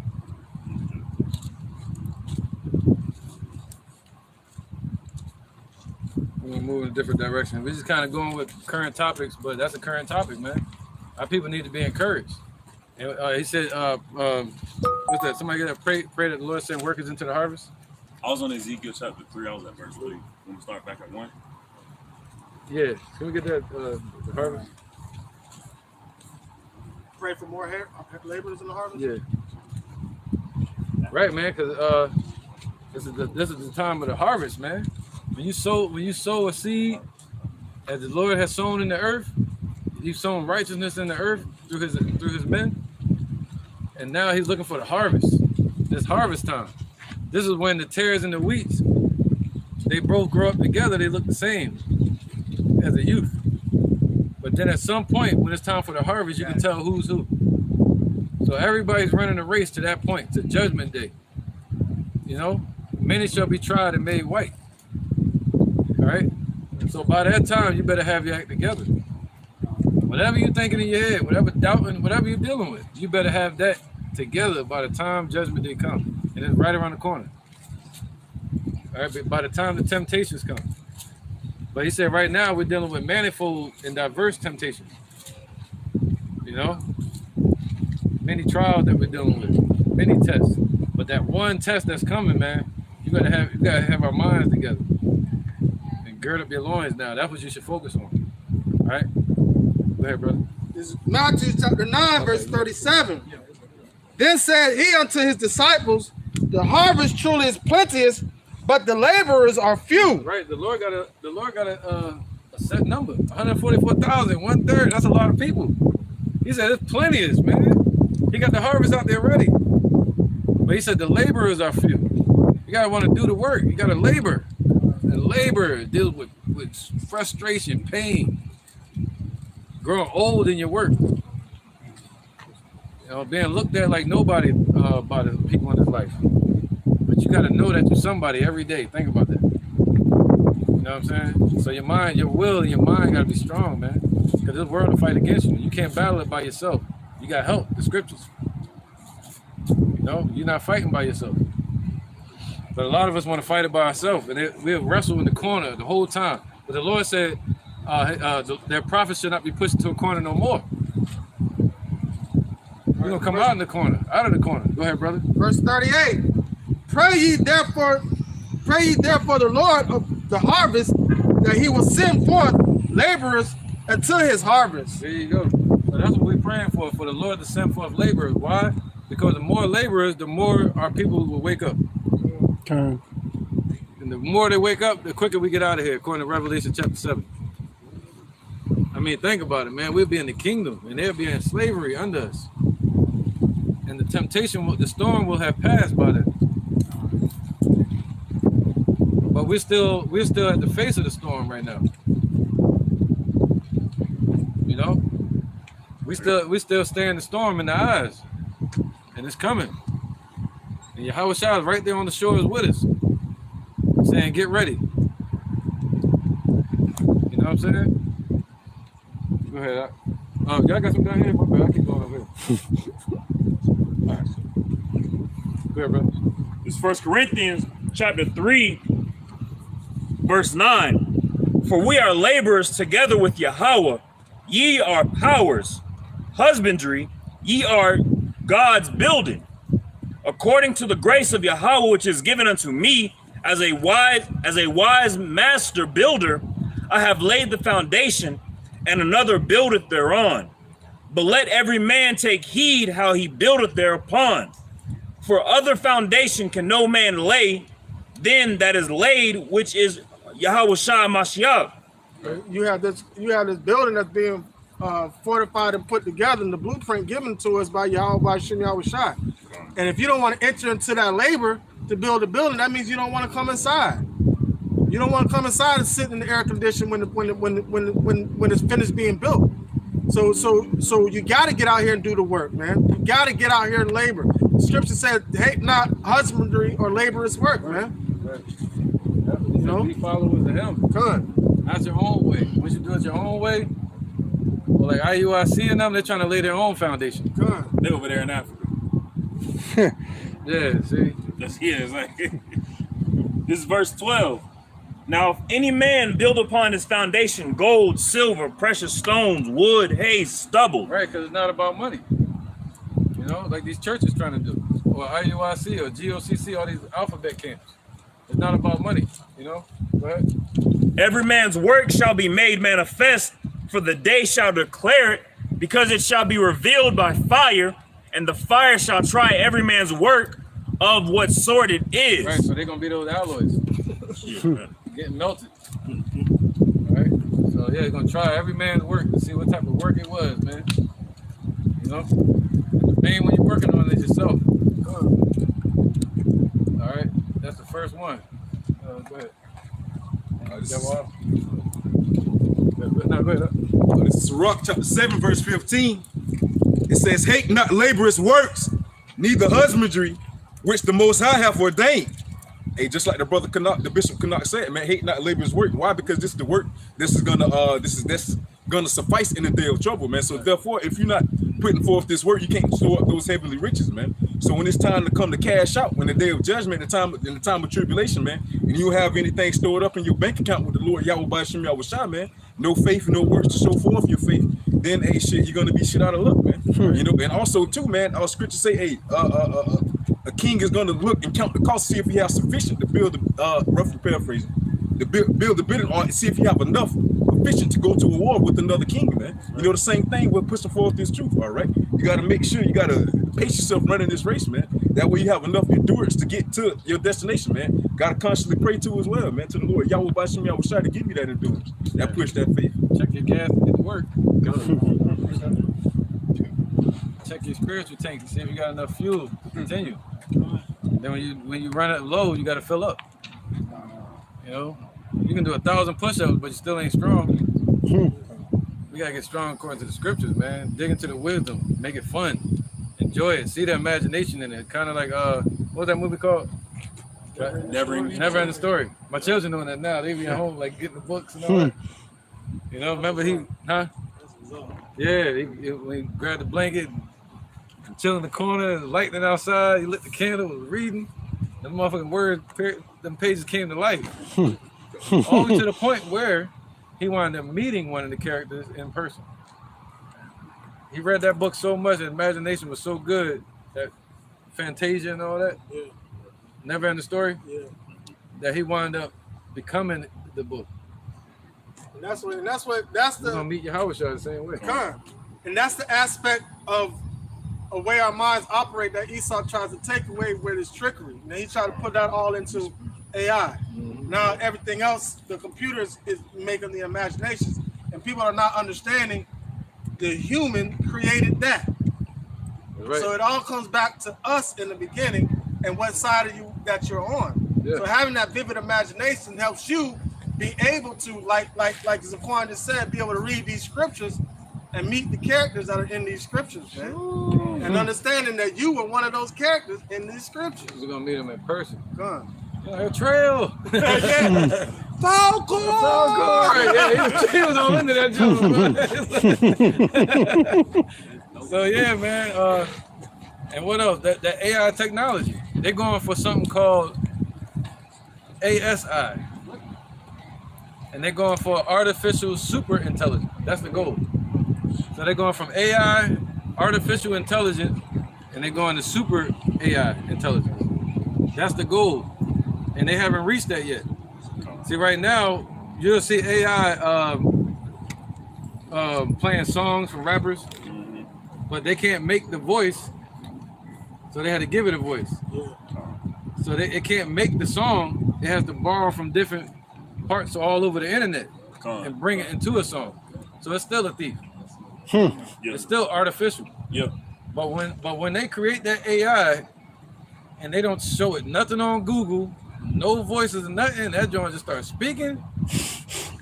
That's AI, that's ASI. Wow. Artificial super intelligence. That's when the damn thing can think by itself. That's when it's gonna become an idol god for them. And they're literally trying to bring demons, but they don't call it demons, but they call it D-Wave. Black box. Demon wave. They call it D-Wave for demon wave. But they're saying it's not demons, it's not like out to get you like spooky. But they're opening Pandora's box. And what they're doing is they can't go into the quantum realm? Like Ant-Man? They can't go into it, but they want to be able to read the data from it, just like they're trying to read our bodies biometrics. you know, what's on the other side. Yeah. And they want to translate that into making a reflection of it on this side. So say for instance, it was something. Be careful with that, because I did a video about that and what they're going to use to do that, and they took it down and strike it. So, but yeah. In the 1920s, right? You had the 1920s. You had people like the Germans, Ntum. That's when they started, 1920, 1925. But in the 1800s, that's when they started studying quantum theory, you know, quantum mechanics. All right, so they started studying these things. They started studying the atom and what's moving around the atom, the atomic realm. And even today, they've advanced it so much that it became household for us. You know, the quantum study, the quantum mechanics, to the point where you go to the grocery store and they're using a laser to read your groceries. That's all quantum mechanics, GPS, which a lot of flat earthers don't think exists. But that's why we're able to use GPS through quantum mechanics. So Esau got a head start on us. But what did the Lord say? Somebody get that? The last shall be first, first last. And Esau at the end of the world. The second Ezra chapter 6. Yep. And First shall be last, last shall be first. We talking about like the whole quantum physics thing. Deep, but, you know. Oh, come on. All right. Well, the quantum physics is just like going into like a smaller realm of science, but they're going so small that they're actually like they're not looking at the big picture. They're not looking at the world for what it is. Rather than looking at the beauty of the flower, they're looking at the atom of the flower petal. It's like, yeah, that's cool, but like look at the entire flower. You know, like live in the present. Well, what is the reason for that? What is the reason for that? For deception purposes. They're trying to trump the Most High. So if I figure out, if I find the smallest particle in this, I can figure out how to manipulate it, or I can figure out how to create it myself. So therefore, we don't need all that stuff they talking about, their wisdom. We can form our own wisdom. That's the purpose, trying to simplify everything. And I just wanted to add 2 movies too that you can watch. Just an example of that is called Ex Machina and Transcendence. And Transcendence it goes into what you were saying with ASI and also with Ex Machina too, because it's all about software and Esau trying to make themselves as God. What's that on? Shit, anything to be honest. It's on I'm not sure, they probably took it off, but you could, you know, the back end. You know. Yeah, so yeah, but those 2 movies really highlights what the brothers were just talking about with quantum mechanics and with artificial intelligence, because that's the big thing, that's the big wave. Every company, every business, even the government is trying to get on the AI wave. The seamless, easy, fast software. That's the thing right now. I think the word quantum means quantity. All right, so it's dealing with measures. It means what? Quantity. Quantity? Yeah, quantity.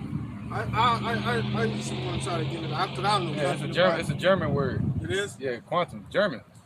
Shit. The teaming. You know? Huh? Yeah, thank you. Go ahead and get that. This is Matthew chapter 20, verse 16.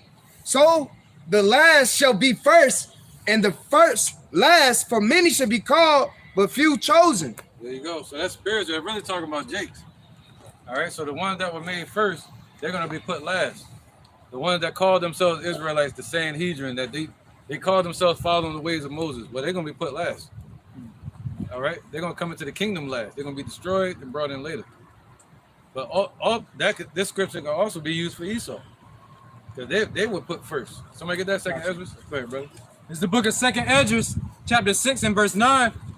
For Esau is the end of the world, and Jacob is the beginning of it that followeth. Right, there you go. So Esau is the end of the world. So Esau got a head start on us. Let's get that real quick. Why is it in Daniel? Ezekiel 28 and 3.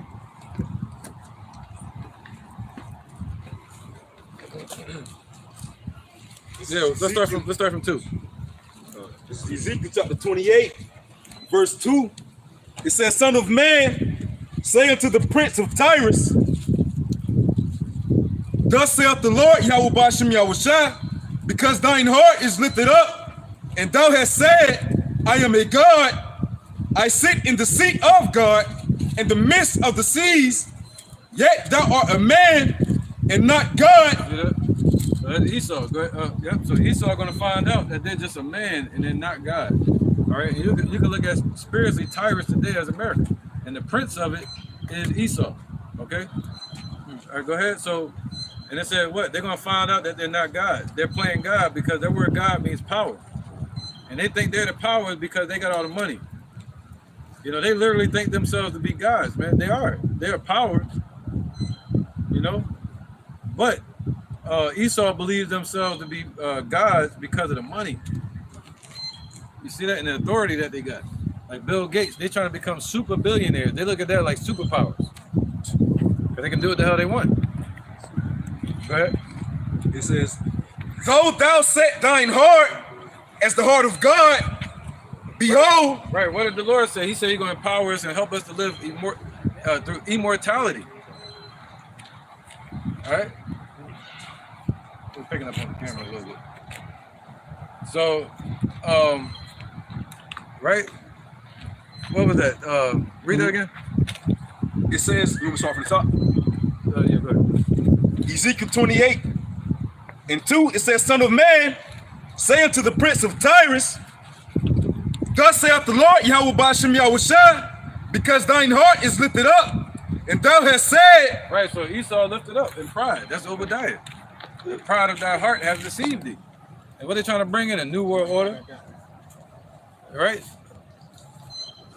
Depopulation. They said the earth, when they first brought in their new world order, the earth was at about 3 billion people. And they wanted to reduce it, allegedly, down to 1 billion. But now in 2023, the earth is at almost 7 billion people. And they still want to reduce it down to 1 billion, allegedly. So what do you think? They about to do some damage out here, man.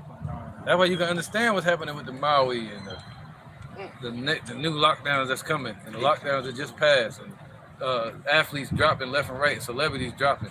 Sinead O'Connor, she had a third ramp up.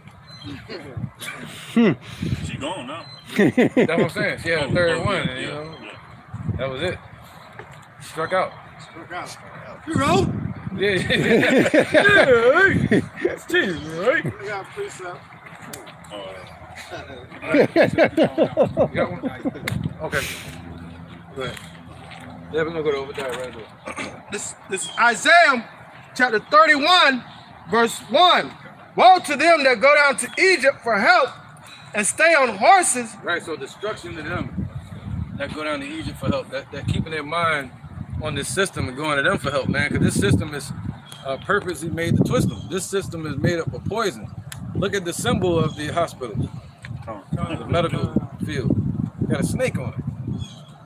So they said it shall destroy you with the sword destruction, man. You know, so yep, to go to this, what they're about to do, no, go ahead, man. You got to do it on the other page.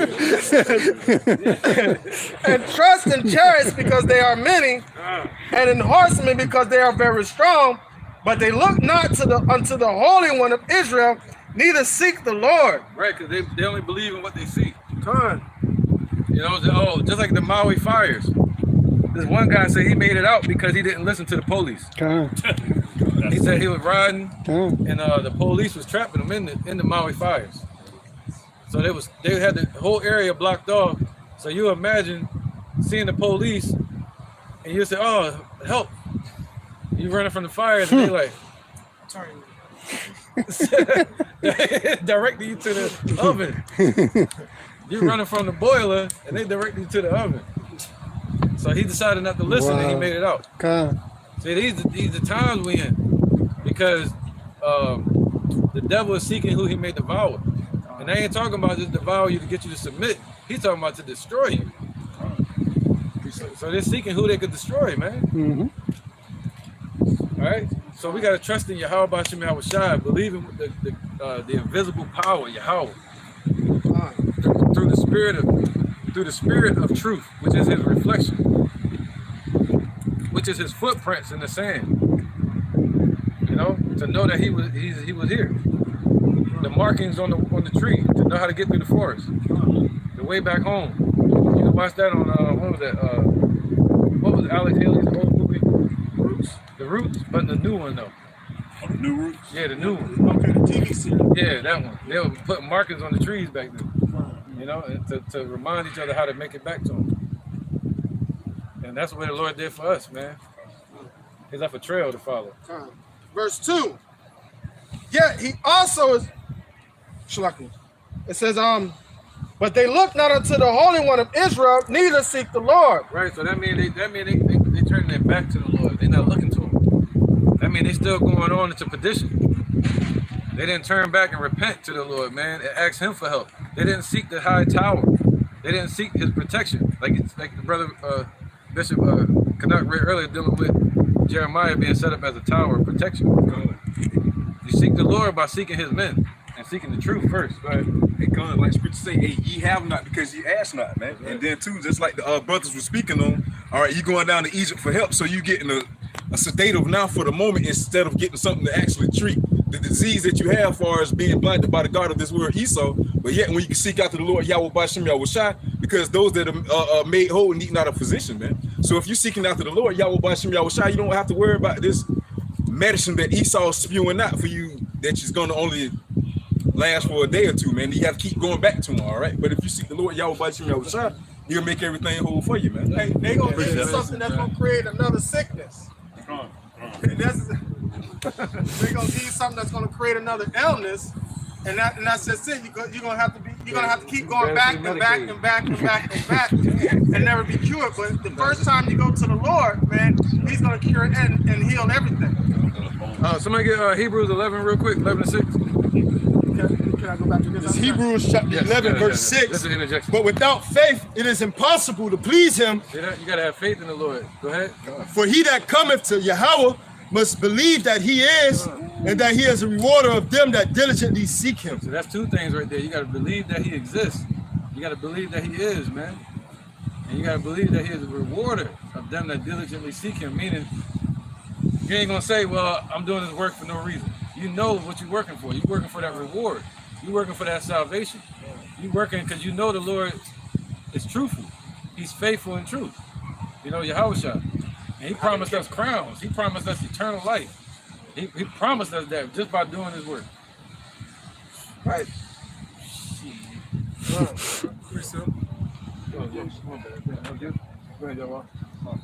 This book of 1 Corinthians 9 and 25.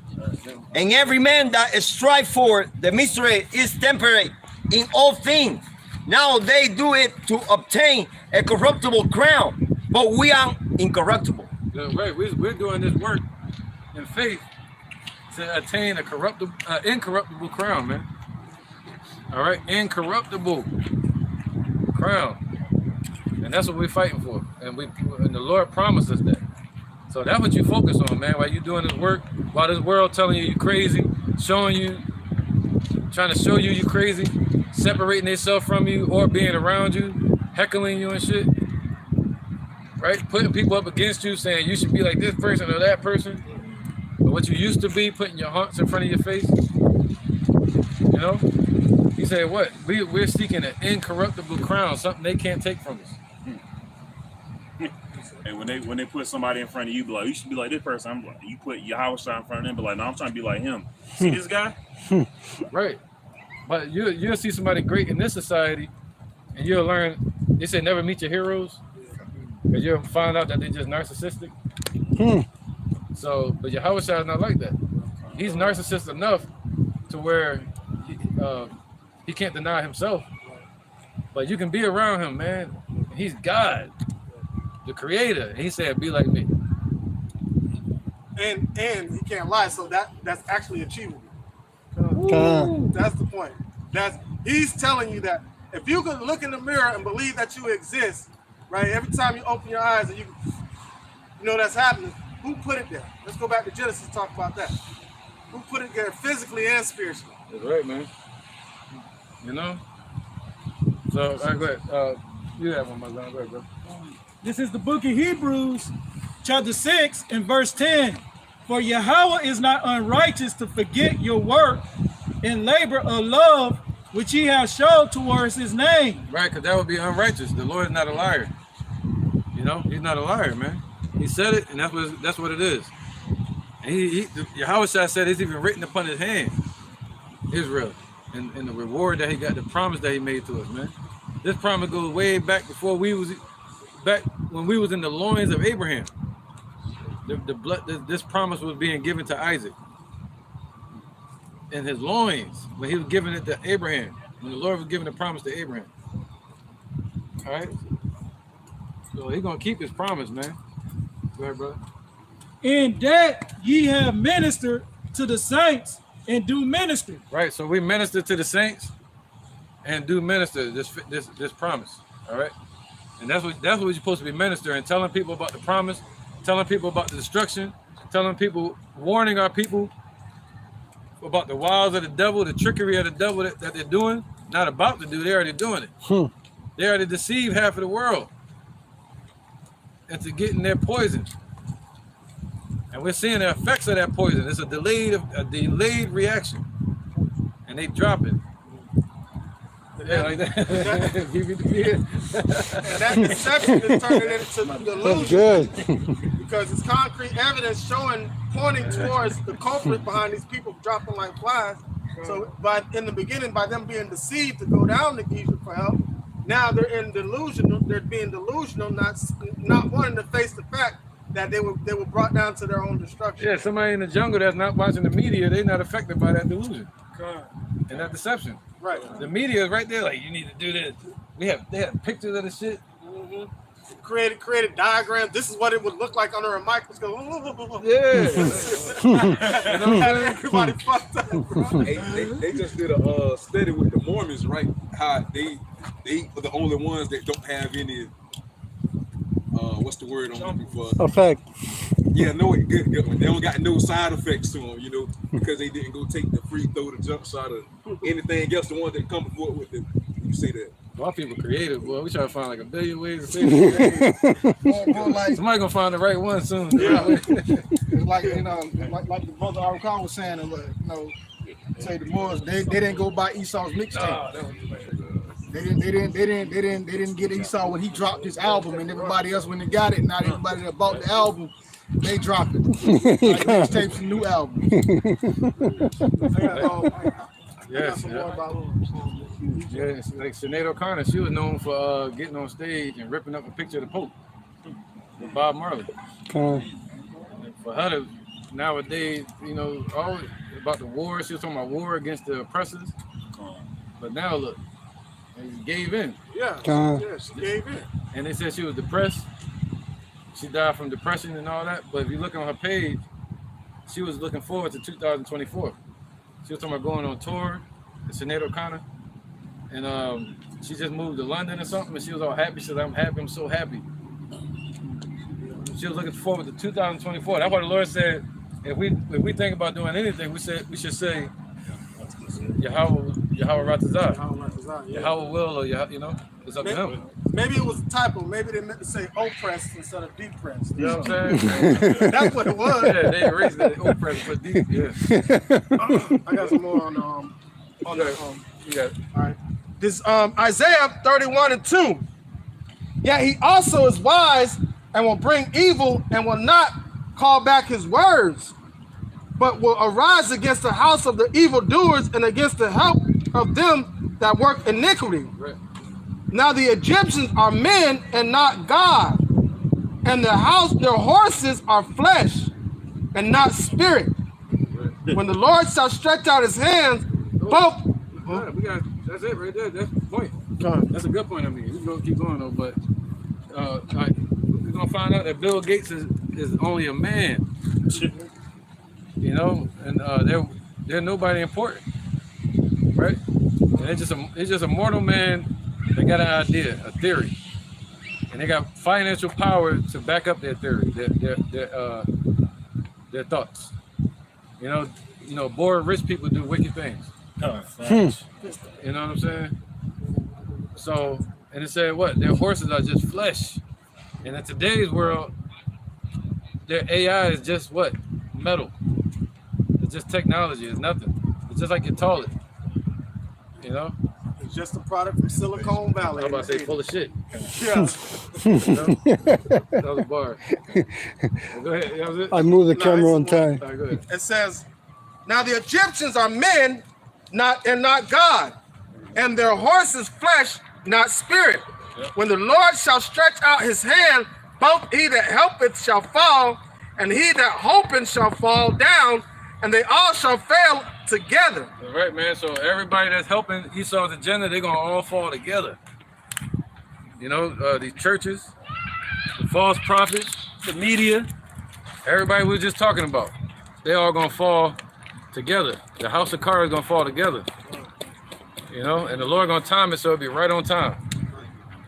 What y'all think?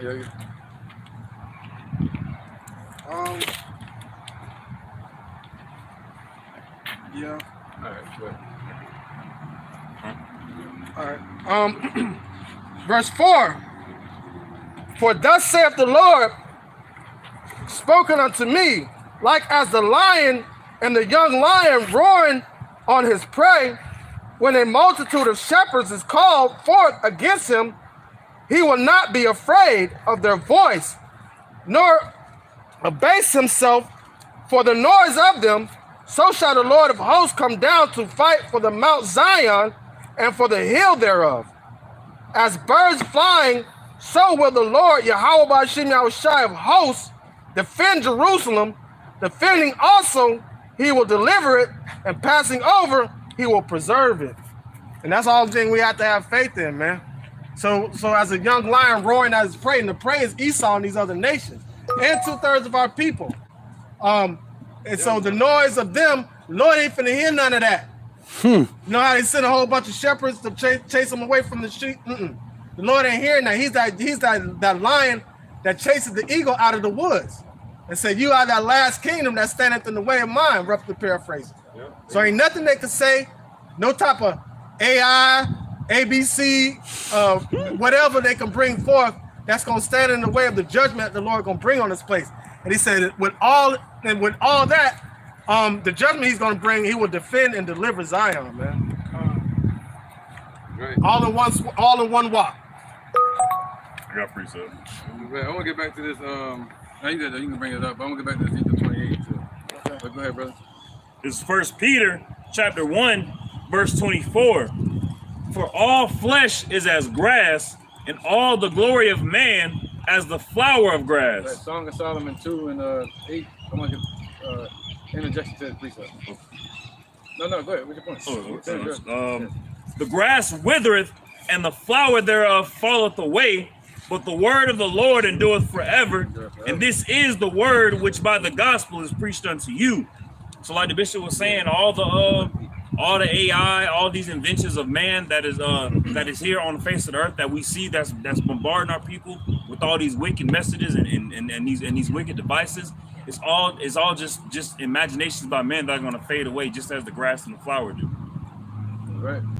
And what Kanat was reading, he said he's gonna be like a young lion, right, and destroying these nations, these kingdoms, and these governments. All right, and whoever's a part of these governments and part of this system, they're going to be destroyed with it. All right, whoever's pushing this system to come to pass, these Masonic people, Masons, they're the main ones, man, the main culprits. What was the one? LeBron James, the Boule. I always forget this. Yeah, the women. What's the women's one called? Eastern Star. Yep. You know, and the religious system, the Jesuits, right? Let me get this real quick. Song of Solomon 2 and 8. Songs of Solomon. This is Songs of Solomon, chapter 2, verse 8. Right, man. The voice of my beloved. Right, who's the beloved? His name is Yahushua. That's his true name. They ignorantly call him Jesus. His name is Yahushua. The Negro, Latino, Native Americans, we're God's chosen people. Go ahead. So the voice of my beloved. Go ahead.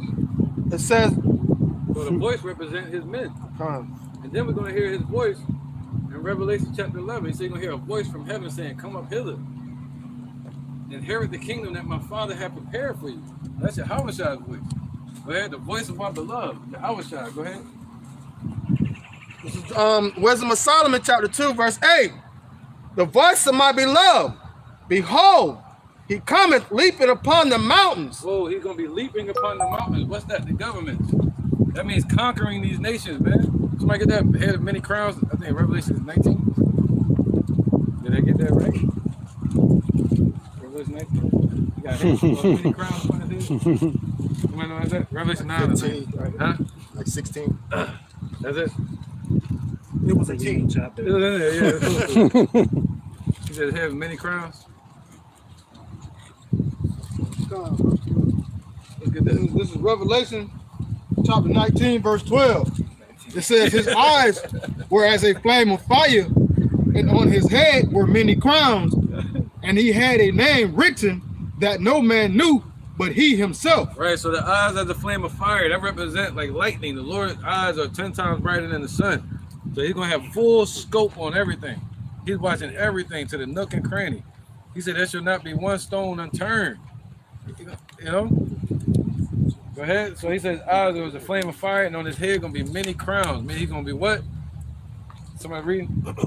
Many crowns. He's going to take the crowns, the rulership from these nations. He got the keys to hell and death. Sons of Solomon 2 and 8. The voice of my beloved, behold, he cometh leaping upon the mountains. See that? So he's going to be kicking these government's asses. Skipping upon the hills. Skipping upon the hills. It's going to be easy to him. It's going to be fun. And that look in his eyes, it means like you cutting your eyes somebody sideways. You know what I mean? Like I'm going to get you. I'm here, you know? That's how your house shot going to be. Go ahead. It says, my beloved is like a roe or a young hart. Right, a roe or a young hart. See, a young lion. But a young hart would represent a ram, or in this case, a leader. He's like a young leader. And what's that? 2nd Ezra chapter 2? We're putting the crowns on our head. Yeah. I saw a man, a young man. Yep. 2nd Ezra chapter 2. That's right, Yahushua. So even though he's been going for 2,000 years, he ain't gonna show up looking like the old ass pope. You know, or some old deacon from church and shit. Right, he gonna show up young warrior, revitalized, renewed, fresh, glorious like a lion. He said, I shall not meet you as a man. Yeah, that white beard and hair has nothing to do with age. That's wisdom. Right, that's right. That's righteousness and wisdom. That's why he gonna look like that. Not because he's gonna be coming back all old. No, he's gonna be vibrant. Yeah, his eyes ain't about being red, you know. Right there, supposed to say lightning. Like lightning shooting out his eyes, like he's watching everything according to judgment. That's what it means. He got judgment on his mind. You know, the eyes are the windows to the soul. And that's see imagination though. They gods get old and go to waste and stuff. Yeah. He ain't gonna show up like Merlin. They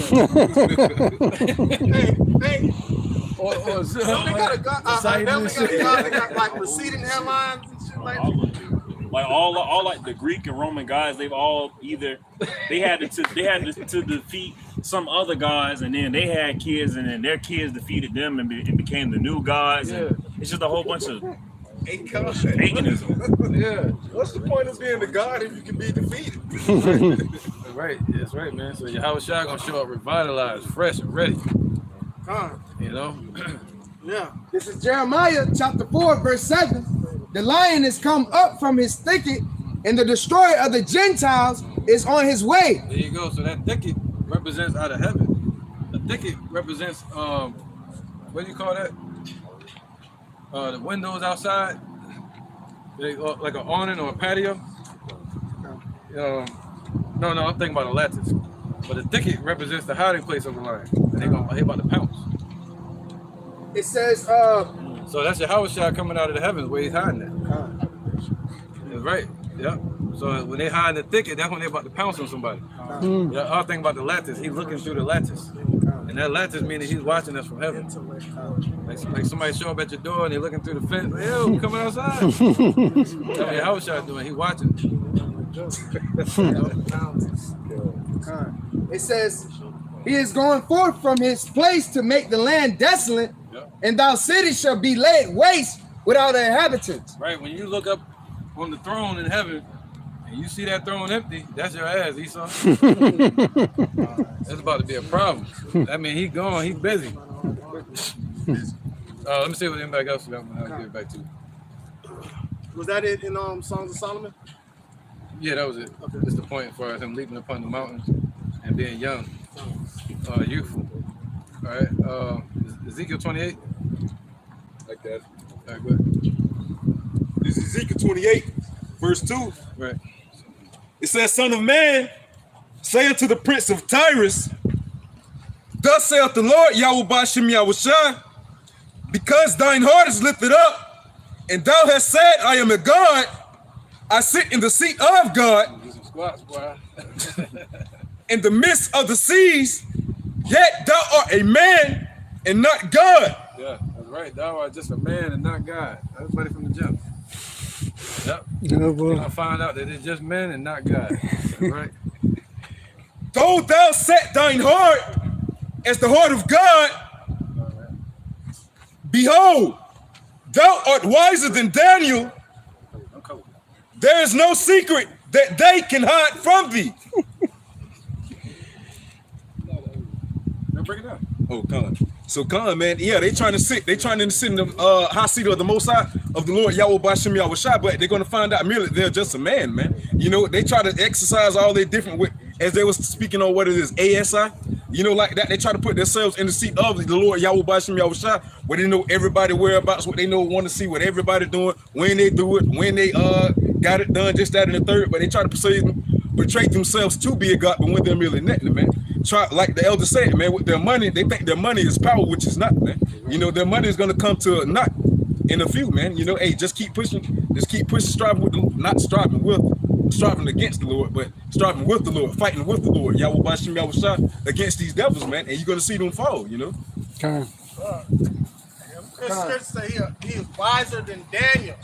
There's no secret that is hid from him. Yeah, we're gonna get that next. Look at that next. This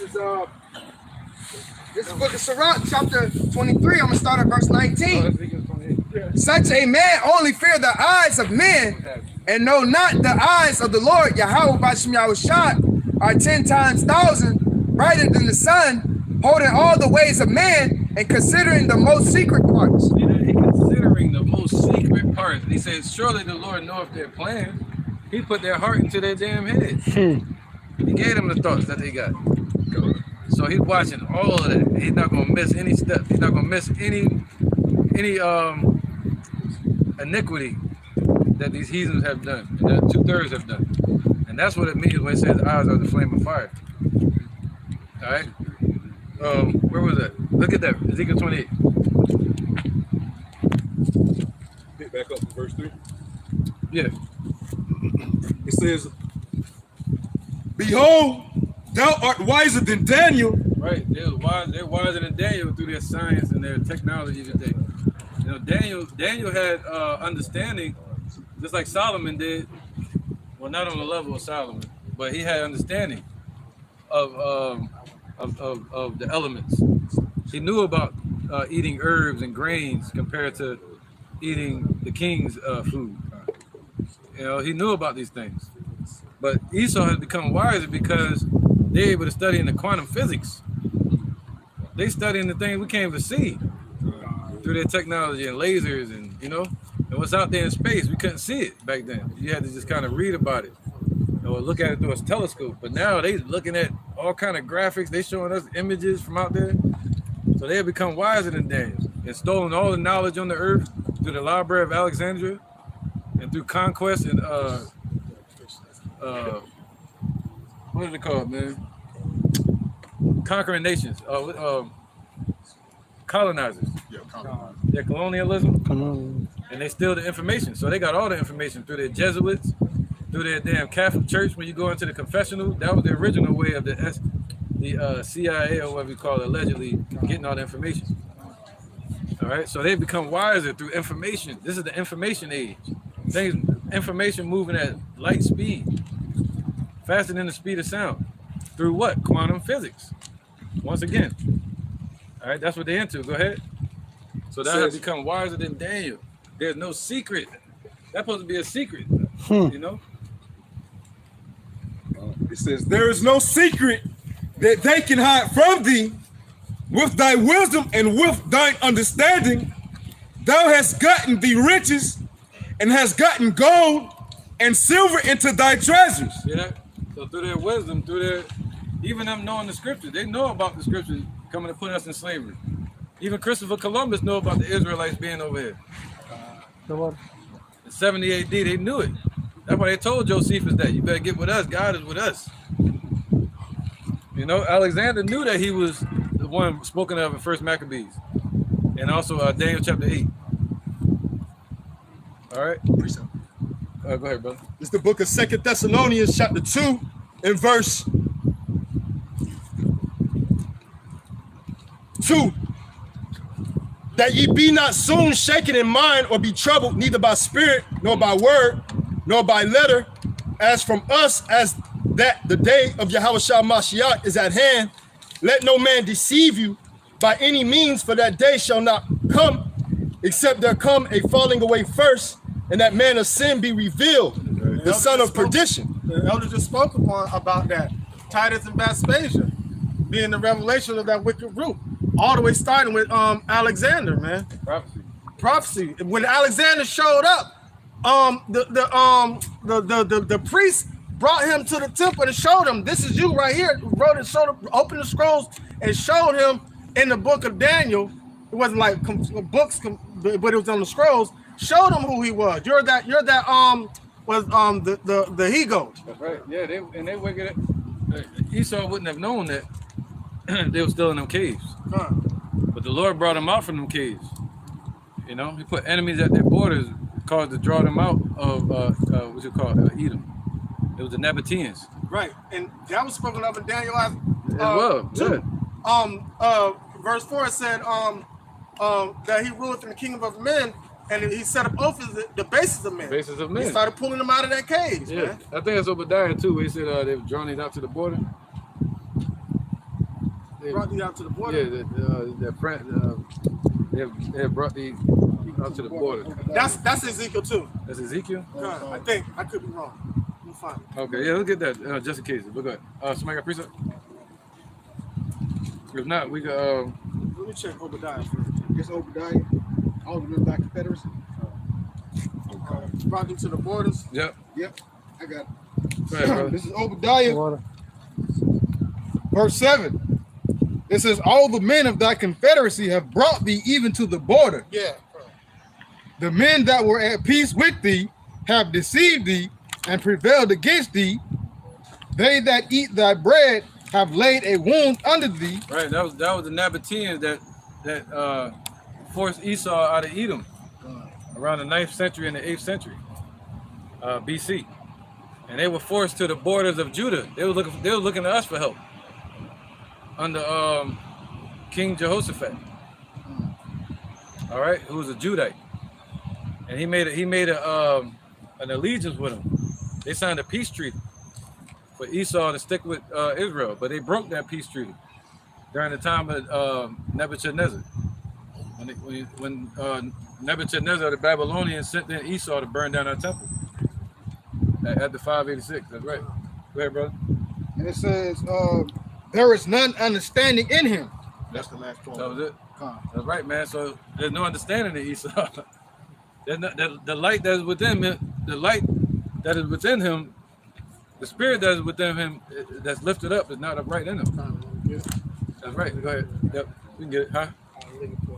That's right, man. Because that spirit that's in them is darkness.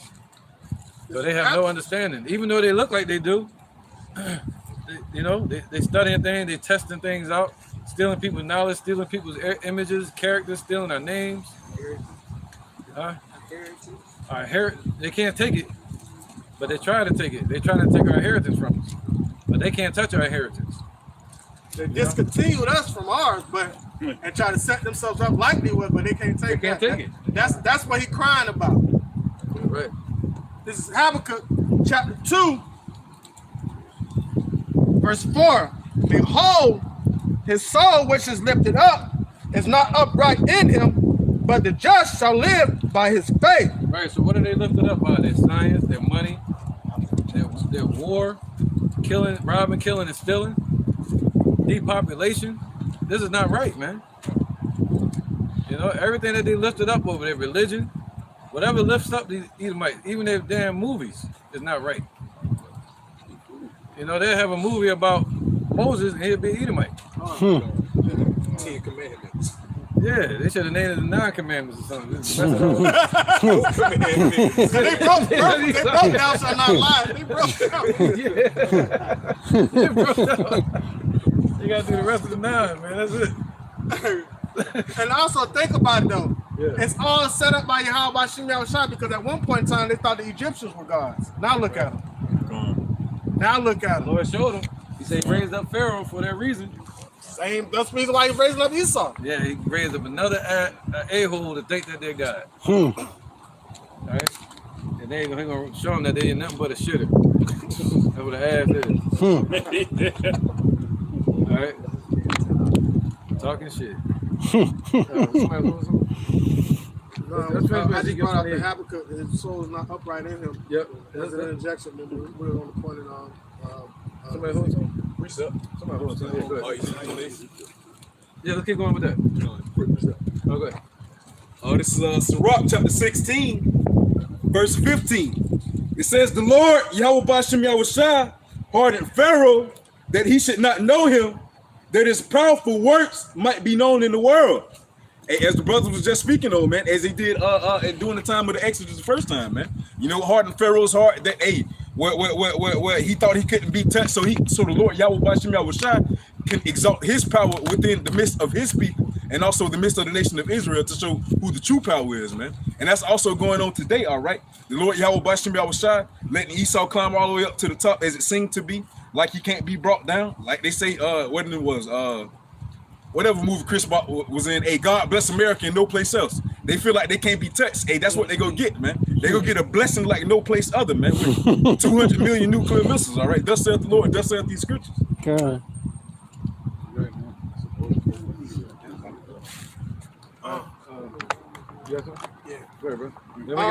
So basically, all right.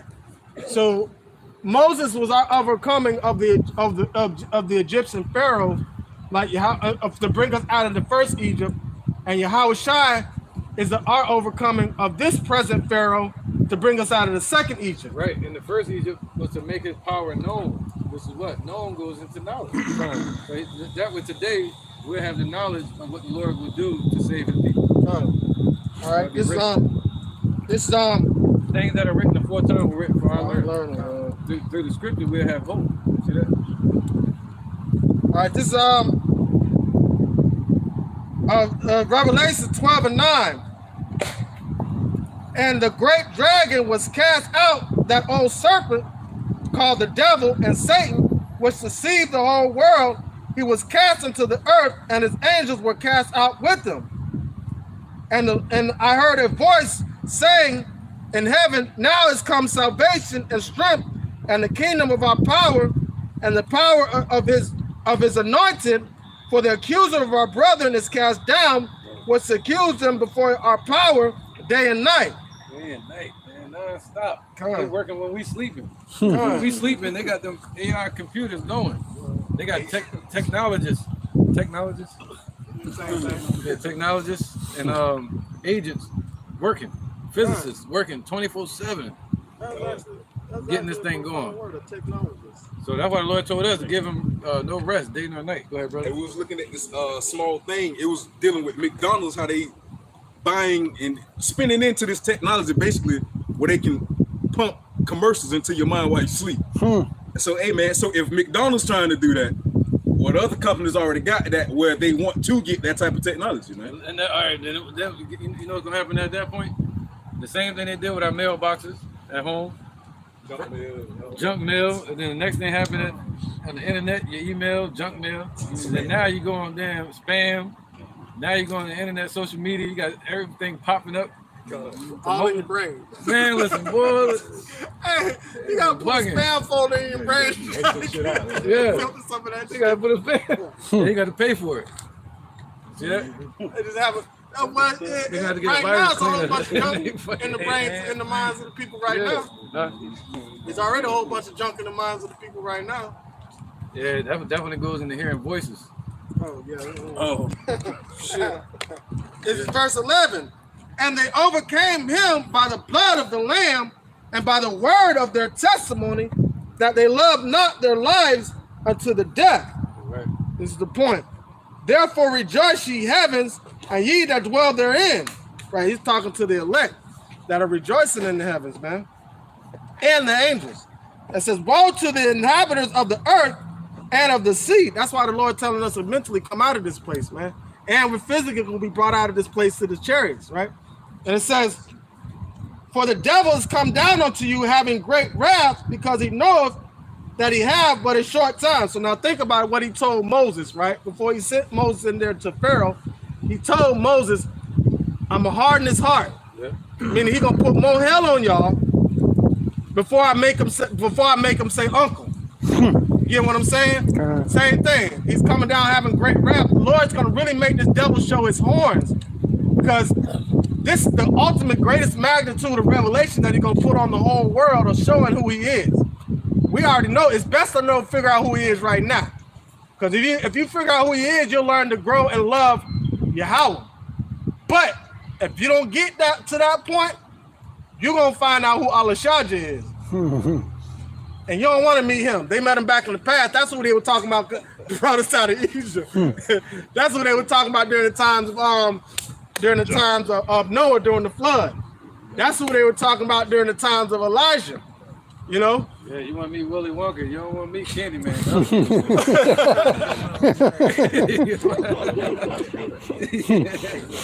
Two types of Candyman out there. But understand, he's the creator of everything. He has a dark side, not meaning confusion, meaning judgment and destruction, anger. Yeah, King of Terrors, man. King of Terrors, yeah. King of Terror, there you go. King of Terror, the king of that shit. you talking about Esau going around here looking for weapons of mass destruction. They coming. They coming. Right, we're gonna go back to Ezekiel 28 too. Go ahead, brother. Okay. This is Ezekiel 25 and 14, and it says, and I will lay my vengeance upon Edom by the hand of my people Israel. And they shall do Edom according to my anger and according to my fury. And they shall know my vengeance, saith the Lord Yahweh Bashem Yahushua. You can speak on it, brother. And I just want to bring that out because Bishop Canot was just talking about how Esau and Edom feel like they so powerful, they can do this and they can do that. But they going to end up meeting how you say it? Alashaja. Salaki. But they going to meet him, and they going to meet him very, very quickly, very soon. Right, man. They ain't got no choice. Hey, it's gonna be like a slap contest. Hey, can you imagine Yahweh Bashem Yahushua putting their hand on yours and putting the hand on Esau, the dude on the scary movie? My strong hand. That's what they slapping with, man. They arms too short to slap box with the Lord, man. That dude on social media. Hey, that nigga, let's go.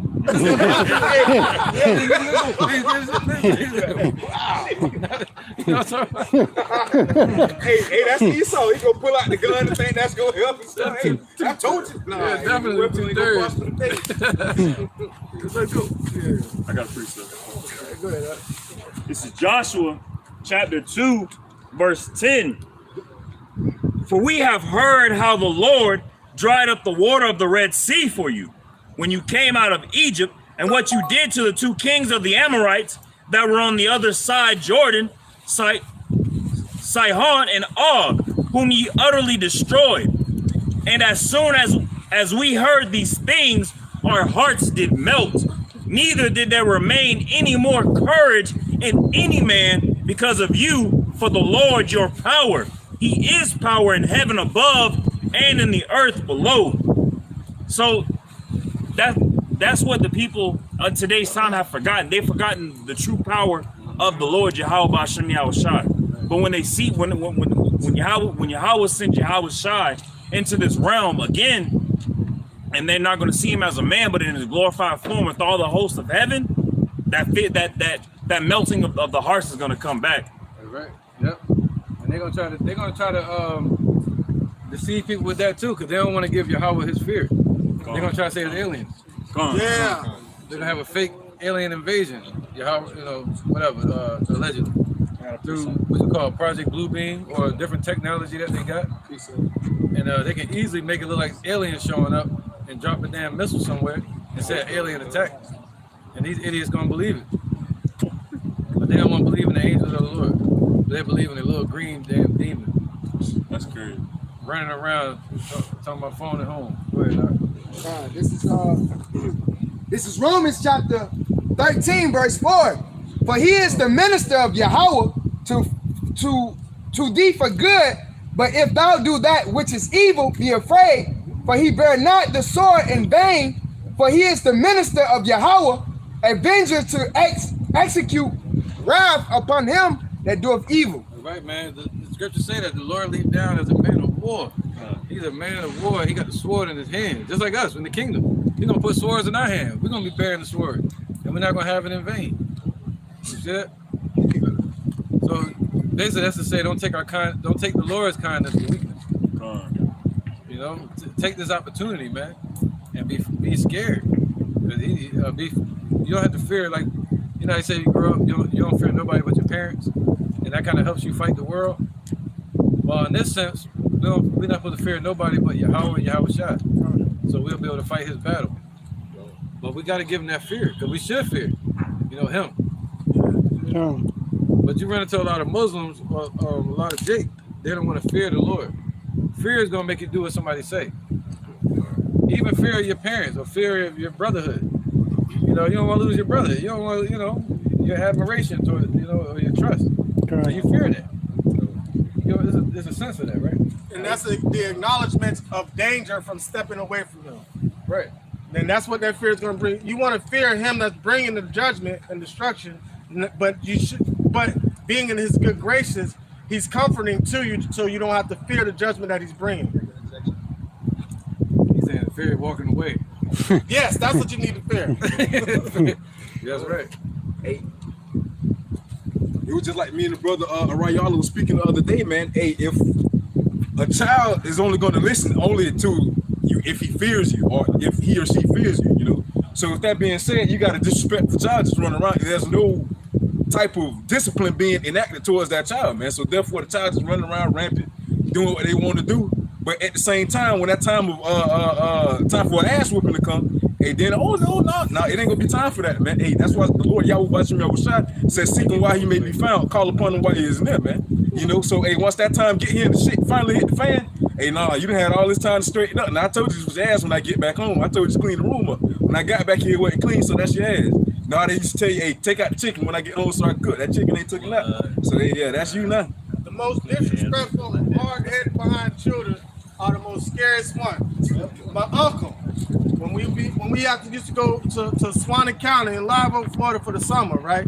You be bad if you want to, because it ain't no street lights out there. It's pitch black. And if it's some cloud covered and you can't see the stars, you can't see your hand in front of your face when you're outside. That's how dark it get, right? No street lights.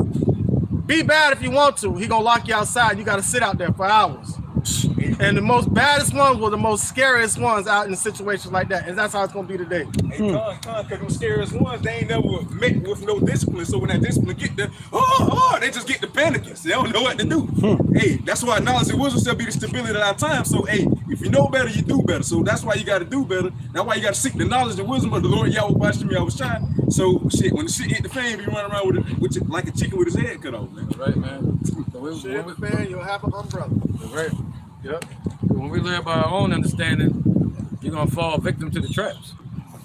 You know, you gotta follow the map. You gotta follow the treasure map. What movie was that, man? Big Trouble in Little China? Yeah. No. Which one? The boy Goonies.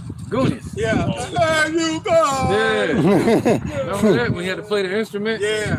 And he played it off tune. And that motherfucking floor fell in and shit. Everything was happening. Darts shooting everywhere. You know, so you got to follow the map and do exactly what it say. Follow the blueprint. Yep. This is with fear. This is Psalms chapter 2. I'm gonna start at verse 11. Serve the Lord Yahweh by Hashem Yahushua with fear and rejoice with trembling. Keep going. Speak on it, Aaron. And that's the having the fear of the Lord. You serve Yahweh by Hashem Yahushua and rejoice and trembling, man. And that's how it used to be back in the day when the prophets would show up in a town or a city. Hey, people used to tighten up, get right. They go get their sackcloth, throw ashes on top of their head, and humble themselves, right? But in this time, it's so many people on the world, and 2/3 of our people are going to be destroyed. It's going to seem like there ain't no faith on the earth. But you see the faith on the earth by the prophets coming out here prophesying, making the videos, by the people watching those videos in sincerity and truth. That's how you see faith on the earth. But the fear of Yahweh Shem Yahushai is to respect his authority and him being authority. So you're going to listen to what he says. So what Esau says isn't going to matter. So they're going to try you. They're going to use the fear.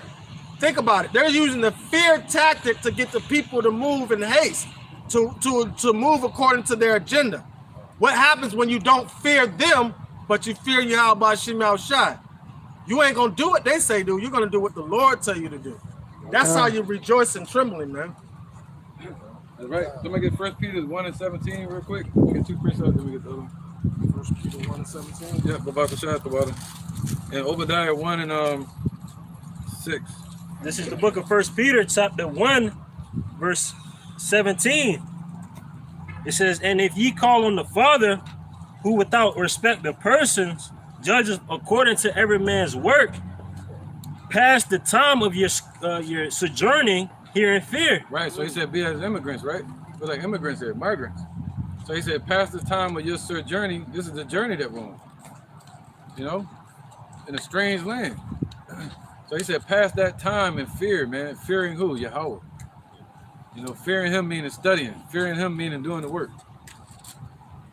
All right. Quick interjection. This is Psalms chapter 89, verse 7. Yahweh Shem Yahushai is greatly to be feared in the assembly of the saints, and to be had in reverence of all them that are about him. Pretty good. Want to break it down? Basically, read it again. Start back at Psalms 89, chapter 89, verse 7. It says, Yahweh Shem Yahushai is greatly to be feared in the assembly of the saints, and to be had in reverence of all them that are about him. Right, so the assembly of the saints, starting with the tabernacle of David, onto the 1/3 of the elect men, women, and children that believe in the name of Yahweh Shem Yahushai. They're reverencing to him that authoritative figure as a father figure, the creator of the universe, creator of everything. So that any move they make in this realm is going to be according to what he says to do, and that's how we rejoice in it. So if you move any other way outside of that, you're moving to your destruction. Yeah, out of his presence. Out of his presence, out of his sight. That's like how your parents, when you go to the store, you say, "Don't you leave from my sight, from by my side." It's the same thing, and you are afraid to leave your parents' side because what they'll do to you if they caught you on somewhere you ain't supposed to be. Right, because the main ones that could be in the Lord's presence was the priests. You know, the high priest, and they were going to make atonement for the sins of Israel. So that's what we got to be. We got to be able to go into the Holy of Holies, be able to be in the Lord's presence, be able to deal with the altar and the service of the Lord. All right, but once you leave that post, then you become what? You know, opposite of that. Infidel. And, then you took the word out of my head. Damn it. Yeah, that infidel. All right. That's right. Somebody, 28? Yeah, Ezekiel 28. Let's keep going with that all the way down to. Didn't we read both precepts? Obadiah 1. Nope, still got it. Let's get that Obadiah real quick. This is Obadiah chapter 1, verse 6. Yep. It says, how are the things of Esau searched out? Right, so how are the things that Esau searched out? Oppenheimer. They got this movie out right now in the I time. gotta watch that because you spoke about it in your lesson. Yeah, I ain't finished it yet, but it's a good movie. It's boring. It's real boring, but if you just let your mind see it, you know, I be doing this shit, so I'm kind of boring. I listen to a lot of boring shit. Yeah. You know, black and white stuff and boring talk, man. And that's where you'll find the devil in the details. So what is that basically about? Just real quick, get on top. It's about Oppenheimer in 1945, where Hitler came up. He found a way to split the atom, and he did it before America. And then Russia was doing it too. And they split the atom. They made a bomb. They were making a bomb. So American generals you know, in the military industrial complex, they were trying to find scientists and physicians in America to build a bomb. All right. But real quick, but they were telling these physicians, physicists, to just deal with the science part of it, splitting the atom. They didn't want to let them know they were making a bomb. So that's when you have people like Einstein, but Einstein couldn't really get it. So they went to the Germans, and people at that time, a lot of soldiers were leaving Germany, physicists, because Hitler was looking at them like, you ain't no German no more. Yeah. Because they didn't want to be a part of that war. You see that? So they would leave Hitler in that fascist mindset. God. Right, we were just talking about that. So, and they would leave that and go to America. And that's why in the movie you're gonna see the Americans didn't trust them. Right. Oppenheimer. I watched a 3-hour-long PBS documentary talking about they built a big, like, it wasn't a concentration camp, but it was supposed to be a resort camp where they brought all those physicists from and it was somewhere in Utah, some shit like that, where they brought everybody to start creating Big Man and Little Man, but they didn't realize that was the create. So that's right. All right, cool. I can watch it. I can watch it. They're dealing with more of a molecular side of it, how they first fired off and saw the atom, and then saw it disappear. So it's like, in a sense, ain't on the movie, but in a sense, it's like you put a quarter into a couch, or you get up from the couch and you lost a quarter on a car or something like that, and then you look in the car and try to get the quarter, and then you reach for it, then it moves. You can't get it. So that's them playing with atoms. So they can't grab it, but they can try to manipulate it. So by the time that they looked, it wasn't there no more. So they was like, what was that? And that's when they started dealing with the study of quantum physics, and firing off of lights and stuff like that. And that's why the Lord gave me them visions a couple of years ago, man. Dealing with the pineal gland and all of that shit. That's everything. You know? Spiritual antenna. Yeah, the spiritual antenna, man. Yeah. Understanding the operation of the elements. Right. Bottom line, that's where it goes with Wisdom of Solomon 7, 6. Yeah, let's get that too. Let's get that on deck. Yeah, and the God gene. Mm-hmm. You know? So there's no secret that Esau hasn't searched out and found. But guess what? The Lord said, how is his secrets?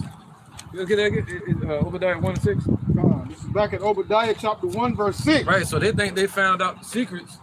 They cracked the code. Right, that's what they call it, coding. Coding today is basically witchcraft. You know, you can do coding, but I'm talking on the level they're on. They're going to be coding these AI technology. They're going to be coding it, and that goes into witchcraft, man. All right, they're making a Frankenstein. So the Lord knows their plan. He said He put the heart in the man. So surely the Lord knows their devices and what they plan in their heart. So He searched it out and let us know. So there's no secret that can be hid, and nothing that should not be brought to light. Go ahead, brother. Obadiah chapter 1, verse 6. Right, so we know exactly what they're about to do. And Yahushua came here to tell us, man, face to face. If you're in this truth, you were most likely talking to Yahushua 2,000 years ago. And you're back here to get your crown. It says, how are the things of Esau searched out? That's right. How are they searched out? Are we getting a magnifying glass and searching them out? Are we going to the colleges and universities and searching them out that way? Are we going to the bottom of the ocean? Are we on a rocket trying to search out? Are we sneaking into the damn mosque or the Catholic Church? Are we sneaking into the Masonic temples to find out what the hell they doing? Are they coming out and just telling us blatantly? No. They put little bits and pieces in their movies because that's their belief. Their satanic belief is to tell you a little bit of what they're about to do and then say what you're going to do about it. That's part of their satanic belief. Right. That they got to tell you a little bit before they do it. So they put it in movies. You know, go ahead. And it says, how are his hid things sought up? Right, so the Lord sought them up. The Lord gave us the keys. Go ahead, the answers. Verse 7. Yep. It says, all the men of thy confederacy. Oh, that was it, right? I think that was the point I wanted. Yeah, that was the point. Yeah, how's the things sought up? Go ahead. This is Wisdom of Solomon, chapter 7, verse 21. It says, in all such things as either secret or manifest, them I know, for wisdom is the work of all things, taught me. Yeah, So as the brothers was just speaking on, man. So if Esau, we're not ignorant of Satan's devices, man. So anything that they have going on, the Lord Yahweh Bashim Yahushua is going to make sure that we're aware of it, man. So if anything comes to pass that Esau is working on, he's going to make sure that we're well equipped for what they have to, what they have. He's going to make sure that we're prepared for what they have to come, man. That's right. He said service of prophets, right? Come on. That's beautiful. Go ahead, brother. Yeah. This is back at Obadiah chapter 1 verse 8. Yep. It says, shall I not in that day, saith the Lord Yahweh, even destroy the wise men out of Edom? Whoa, so what's that world wisdom of this world is foolishness? For 1 Corinthians chapter 1. Right, and then Isaiah 34. 34 and 16. Yeah, 1 Corinthians. Yep. I'm gonna go there too so I can make sure. 3 and 18. Go ahead, bring it out when you got it. We go back to that, then Obadiah in a second. You want Isaiah? 34? Go on. Not yet. He's gonna destroy the wise man out of Edom. All right. This is 1 Corinthians chapter 1, verse 19. For it is written, I will destroy the wisdom of the wise and bring to nothing the understanding of the prudent. See, our wisdom that the Lord blessed us with is destroying their wisdom. And the wise today is talking about who? Esau. The scripture said they're wiser than Daniel. But who is it talking about? The chief house of Edom, besides Amalek, which will be Teman. And those Temanites are who? Them Germans. And in the 1920s, it was the Germans that coined the phrase quantum physics. That's where they get the name from. It's a German title, quantum, meaning quantity. And they use all these German physicists to create these, to split the atom, to create hydrogen bombs, and deal with plutonium, gathering up plutonium and uranium. All right. Somebody else want something? Yeah, go ahead. Definitely. It's the book of 1 Corinthians, chapter 3 and verse 19. For the wisdom of this world is foolishness with Yahweh, for it is written, he taketh the wise in their own craftiness. Right, go ahead, you got it. Yeah, he's going to take the wise. Go ahead, you speak on it. God. That's beautiful. So just like the elder was saying, the wisdom of this world, which is the only wisdom that Esau has, is foolishness unto the Lord Yahweh Bashim Yahushua. The true wisdom is the knowledge and wisdom and understanding of these scriptures. And it says he taketh the wise in their own craftiness, man, because ultimately that's that snare that the Lord got set up for Esau, man. He gonna take them in their own craftiness. They put their top scientists to create these different missiles and weapons of destruction and so on and so forth. And that's how that's their end. That's gonna be their own destruction, man, being destroyed by those missiles, man, that they set to create and put forth on the earth. Right, man. Man, it is so funny, hilarious. How I didn't know that Germany and Russia were the first ones to have that technology for splitting the atom to bring forth the atom bomb. Yep. But the Most High put them on hold and had America be the first one to use it, and ultimately that's what's going to be the thing that destroys America. Oh, you got present? Go ahead, bro. But in that, he's still going to destroy the wise men out of Edom, the Temanites. Yeah, go ahead. You good. This is this is Isaiah chapter 54. I'm gonna start at verse 16. Behold, I have created the smith that bloweth the coal in the fire. Right. So the Lord created Esau. Right. And that bringeth forth an instrument for his work. And I have created the waster to destroy. There you go. No weapon that is formed against thee shall prosper, and every tongue that shall rise against thee in judgment thou shalt condemn. Right. So no weapon that's formed against us shall prosper. The weapons are going to be formed, but they're not going to prosper against the children of Israel. The Lord needs these weapons to come forth as these are the weapons of his indignation, right? Of his righteous anger to bring judgment on the earth. So now, understanding that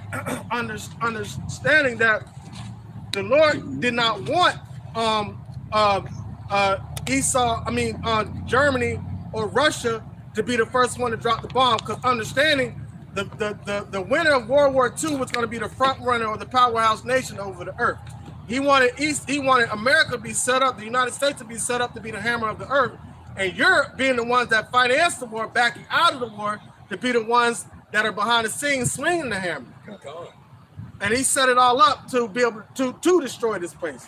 Right. If I may add on to it, that was a time when pride hit its all-time highs too for Esau, man. You know why? Because they felt like they can't be touched. They felt like they set the standard for everybody else. Oh yeah, hey, you do this what's gonna happen, man. Little man and fat boy will be dropped on you too, man. But also too, hey, with that being said, just like the brother Kanat was speaking on, that was also to uplift their pride, and also for the Lord, Yahweh Bashim Yahweh Shah, to have these other nations, all right, behind closed doors, build up their military arsenals. All right, as we see in the day when the scripture says, let the weak say I am strong, man. You know, hey, and that's what they're doing now, turning back towards this bully, letting them know, hey, man, all that ain't finna fly. And that shows the pride of Esau from back then that, oh yeah, we did this back then, so we still we still got the same thing going on now. Y'all can't touch us.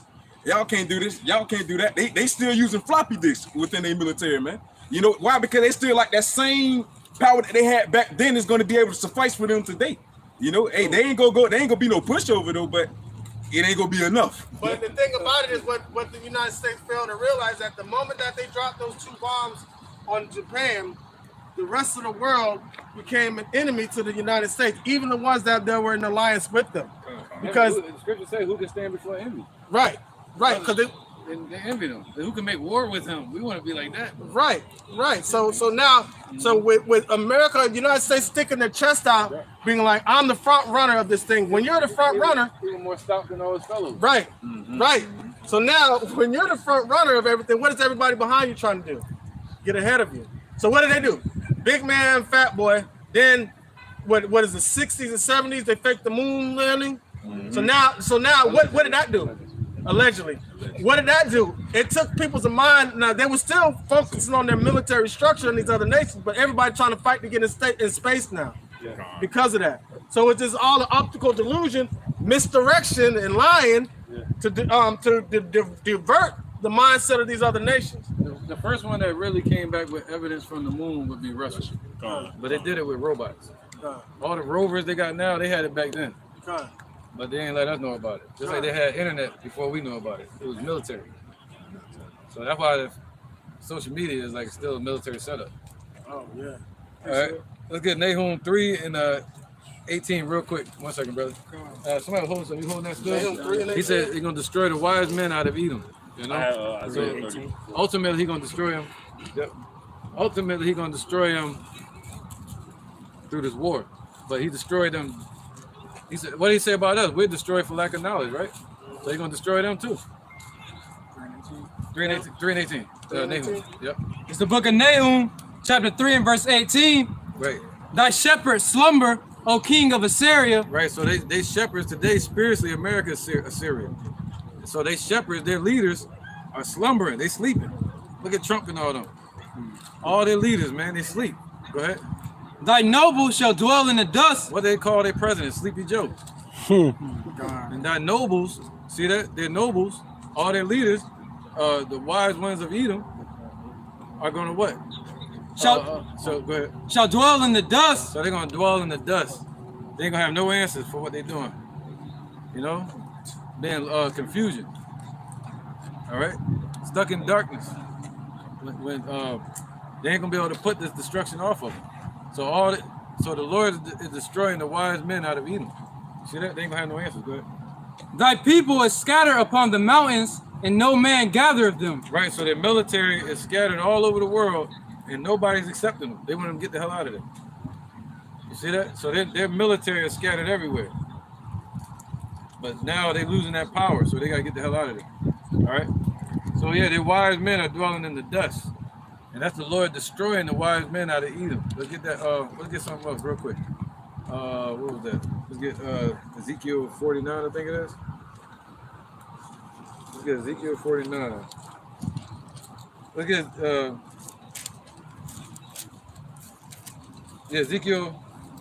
get Jeremiah 49 and 7. This is Jeremiah chapter 49 and verse 7.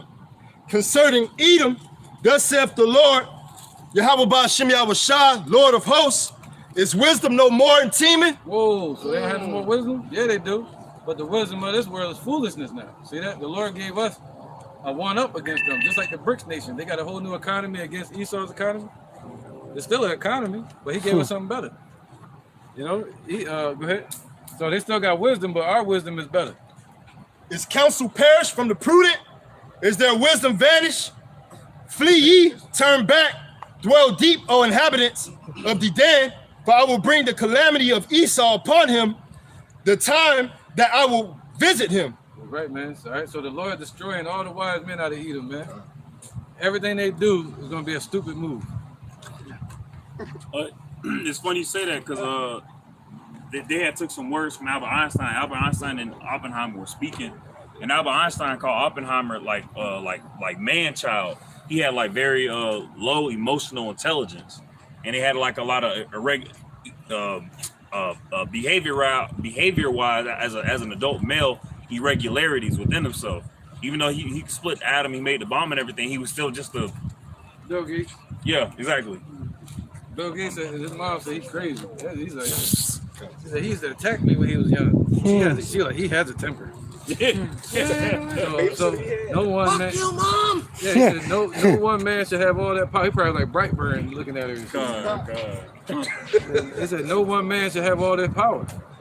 So with all that power, he got a temper, and people remember that pie they threw in his face. He was walking. He still remember that shit. You got Jake popping his daughter. Oh yeah, he mad, man. Hey, on South Park, they got him like a gangster thug on there. So yeah, I can go for it. He had a bad temper. He took off his shirt, tatted it up, and started beating up the CEO for Sony, man. Hey, real bad temper. I can go for it. South Park. Yeah, I can see it because you have to have some dysfunctional mind frame to try to bring forth the stuff that he's bringing forth. Yeah. It's not a normal way of thinking. Man. Nah, real impatient, probably snapping, man. He probably snapping. And to be rich in this world, you gotta be you gotta F people over. That's right, be a shark. Yeah. Shark Tank. He buying up all the farms. He got money, man. He got more than money. He is about to be a super billionaire. We don't even know what the hell that is. Is that really a number? Like super billionaire. When he patented 060606. And that's what they're doing. That's why all these elites they quit their jobs, right? And then you got people like Fauci. Yes. Ownership, so they all making themselves rich right now. All right, the rich get richer and the poor get poorer. All right, where was that? Obadiah 1:6. We'll get it, bro. 1:8. This is back at Obadiah chapter 1, verse 8. It says, shall I not in that day, saith the Lord Yahweh, even destroy the wise men out of Edom? So the Lord gonna destroy these damn devils, even though he raised up Oppenheimer. It's like a fungus or some shit. Somebody kept on their foot. What's that on your foot, bro? It's an Oppenheimer. Like a bunion. You know what I'm saying? But go ahead. It says, an understanding out of the mount of Esau. See, that's what the Lord's saying. He's gonna destroy their understanding. Everything that they understand is going to be used against them in a court of law. Hey, that's how they be in their movies. Like when their whole world come crashing down, like all their plans. Man, how could this be? Hey, Lord Yahweh Hashem Yahushua, man. It was his setup from the beginning. He was the one in charge. He was moving the chess pieces around, man. You never had control. Yeah, all their movies, they always have Esau winning. Coming back and winning. Some power coming from out in the heavens. And they always win against them. Independence Day. All of them, yeah. Battlefield, LA. Yeah, they always have that. And then they try to make them look like the bad guys that's coming from out of the heavens. Or everything will be America. Do it for the America. America's with you. This is King Kong. What the fuck? What about China? What about Russia? It's just America? Like, watching Jurassic Park, and they kept saying America. Like, is this the world? You know what I'm saying? Like, it's the only thing that exists. It's a game called Battlefield 4, and it's a very prophetic game. In that game, you have three nations that are warring against each other, which is America, Russia, and China. Right. But in that game, they're painting Babylon America as the good guy, as Captain America, the one that stands for what's right. But when you read between the lines, you know who caused what and why that war is even happening between these three nations. That's right. That's right, man. Right, man. Yeah, they Captain, they the Lord of Flies. Appreciate somebody said it. Go ahead, bro. Go ahead. Yeah, definitely. This is the book of Job, chapter 14 and verse 4. Who can bring a clean thing out of an unclean? Not one. Seeing his days are determined, the number of his months are with thee. Thou hast appointed his bounds that he cannot pass. You know, basically, you know, it's gonna be that set. It's gonna be that cutoff time. You know, that point where Esau can't, you know, push forth his wickedness no more. The Lord has appointed his bounds that he cannot pass. Right. Appreciate it. Go ahead, brother. Yep. This We're book gonna of cut off Amos. the Pope. We're gonna cut off all of them. The bankers, these Rothschilds, the royal house of demons. What they call England. Yeah, man. All of them. We can get all of them, man. And that's a beautiful thing. That's what you should meditate on. Don't meditate on a woman that did something dirty to you. We got bigger fish to fry. Like Errol Spence, right? Shots fired. Yeah, I seen that on the list too. Yeah, little subliminals. Oh, that was it. Yeah, I'm looking right past you. This is book of Amos 1 and 11. Thus say the Lord, for 3 transgressions of Edom, and for 4, I will not turn away the punishment thereof, because he did pursue his brother with the sword, and did cast off all pity, and his anger did tear perpetually, and he keep his wrath forever. Forever. He's still mad at us. That's a hater. Look up the word hater. It should be Esau right there with a smile. You know, you're gonna have a smile. Yeah. But he said they hated us perpetually. And they put off pity. Pity meaning like the Lord said he's very pitiful. To have pity for somebody. Look at the definition for it. I don't like mercy. It goes into mercy. You might as well say mercy. It's probably gonna say mercy or something like that. But to have pity, man, to see us in our condition, and instead, what did Esau do? Let's get Obadiah. When he stood on the, let's say, when thou stood. Verse 11. Okay, let's read that. It's verse 11, ain't it? Then thou stoodest on the other side. And what he did, the shame shall cover him. It's all in that same chapter. That started with verse 10. I mean, like bounce, you know. Okay, so this is Obadiah chapter 1, verse 11. It says, in the day that thou stoodest on the other. Go one verse. This is Obadiah chapter 1, verse 10. For thy violence against thy brother Jacob, shame shall cover thee. See, that's a shame for that violence that they did to us, man. They were violent. They used their sword. The Lord blessed them with a sword, and he like, yeah, I'm gonna kill Jake with this. You know, he used their blessing to destroy us. Go ahead. That says, for thy violence against thy brother Jacob, shame shall cover thee. Right, so the Lord never forgot anything that they did to us, man. All right, the Lord still got them on the hit list for everything they did. Okay.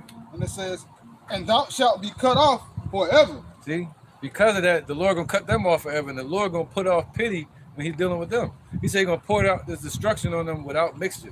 You know, that's like pouring something straight, just dumping the bottle out. Instead of doing a little bit with measure, like a physicist. When the Lord did that with us, he measured our destruction. He measured the time when we're gonna be out of the fire, out of the affliction. But with Esau, he ain't gonna, man, whatever. He might go an extra day in the kingdom. He said 1,000, yeah, it might be 1,001. Like, why not? Let's keep him here till one more day. Verse 11. Keep him in the affliction a little longer. It says, in the day that thou stoodest on the other side, in the day that the strangers carried away captives like his forces, and foreigners entered into his gates. Right, that's 586 BC. All right, and they stood on the other side. And they was like, yeah, that's done right there. Let me go catch them for you, Nebuchadnezzar. You know, and they did it again in 70 AD. And then they did it again in 168 BC. And then they did it in 65 BC. All right, so they've been violent towards us, man. Even now in America, they went out to make war against us. They set up the Catholic Church. They set up religion. They set up the military system. They set up the banking system and put our Social Security to it. And made us sweat equity slaves, religious slaves, you know, putting people in jail for no reason, minor infractions, using them as crimes against Israel, you know, beating us down during the Civil Rights War. So they made war against us, and the Lord gonna make them pay for doing that. They touched the apple of the Lord's eye. All right, so shame gonna cover them from when they stood on the other side, right? Let me make the point. Read that last part. That was it, right? No, just a little bit more. And it says, in the day that the strangers carried away captive, like his forces, right, and foreigners entered into his gates and cast lots upon Jerusalem. Yep. Even thou was one of them. See that? Even thou, Esau, was one of those nations. And then later on in life, all those nations came back together and became confederate against us. All right, and still Esau was one of those nations that were confederate against us. All right, go ahead. So they showed us they put off pity when it comes to dealing with Israel. We they treated us like less than animals, man. People with lives, just killing them. You know, thousands and thousands of the Lord's work just perishing. It takes a lot to make a body, mechanics, thoughts, a spirit, a soul. And these are people that don't believe we have a soul. So that's why they have no problem killing everybody. They're like killing a machine, they don't care. So what they're about to do is depopulate from 7 billion to 1 billion. So we got a lot of work to do. That's why the Lord said the harvest is plenty, but the laborers are few. You know what I mean? So we got to find out, make sure we fight the right battle, so we can win the war. You know what I mean? Not a minor battle, but fight the war. When it comes to war, you're thinking on a wider aspect.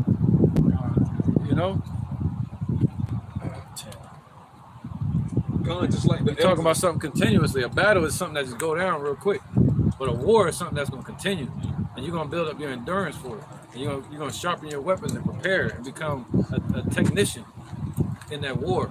Not just a battle. You know what I'm saying? Because then we don't win. If I go punch one Edomite in the face, that wouldn't be enough, but you're going to take him out. I ain't violent. We can tell we ain't violent. I might punch him in the face. But Esau was like, yeah, if I rip his nuts out and burn him and hang him on the stake. Like, yeah, that's it, punch him in the face. Right? Yeah, hang him. Go ahead. Yeah. That's why the Lord said our mind's going to meditate terrors in the kingdom. We're going to do according to the Lord's will. Because if you ask me to do it, we're going to be limited. Rip his nuts out. You sure? Any gloves?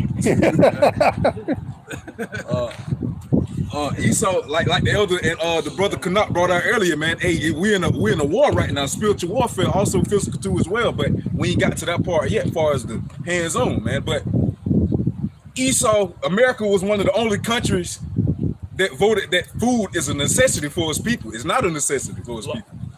Other way, they voted that food is not a right. Food is not. Yeah. Okay. Yeah. There we go. Yeah. So with that being said, like a FBI tactic, when they trying to get somebody smoke them out the house party, cut off the water, cut off the lights, make the person uncomfortable. 70 AD. Hey, con.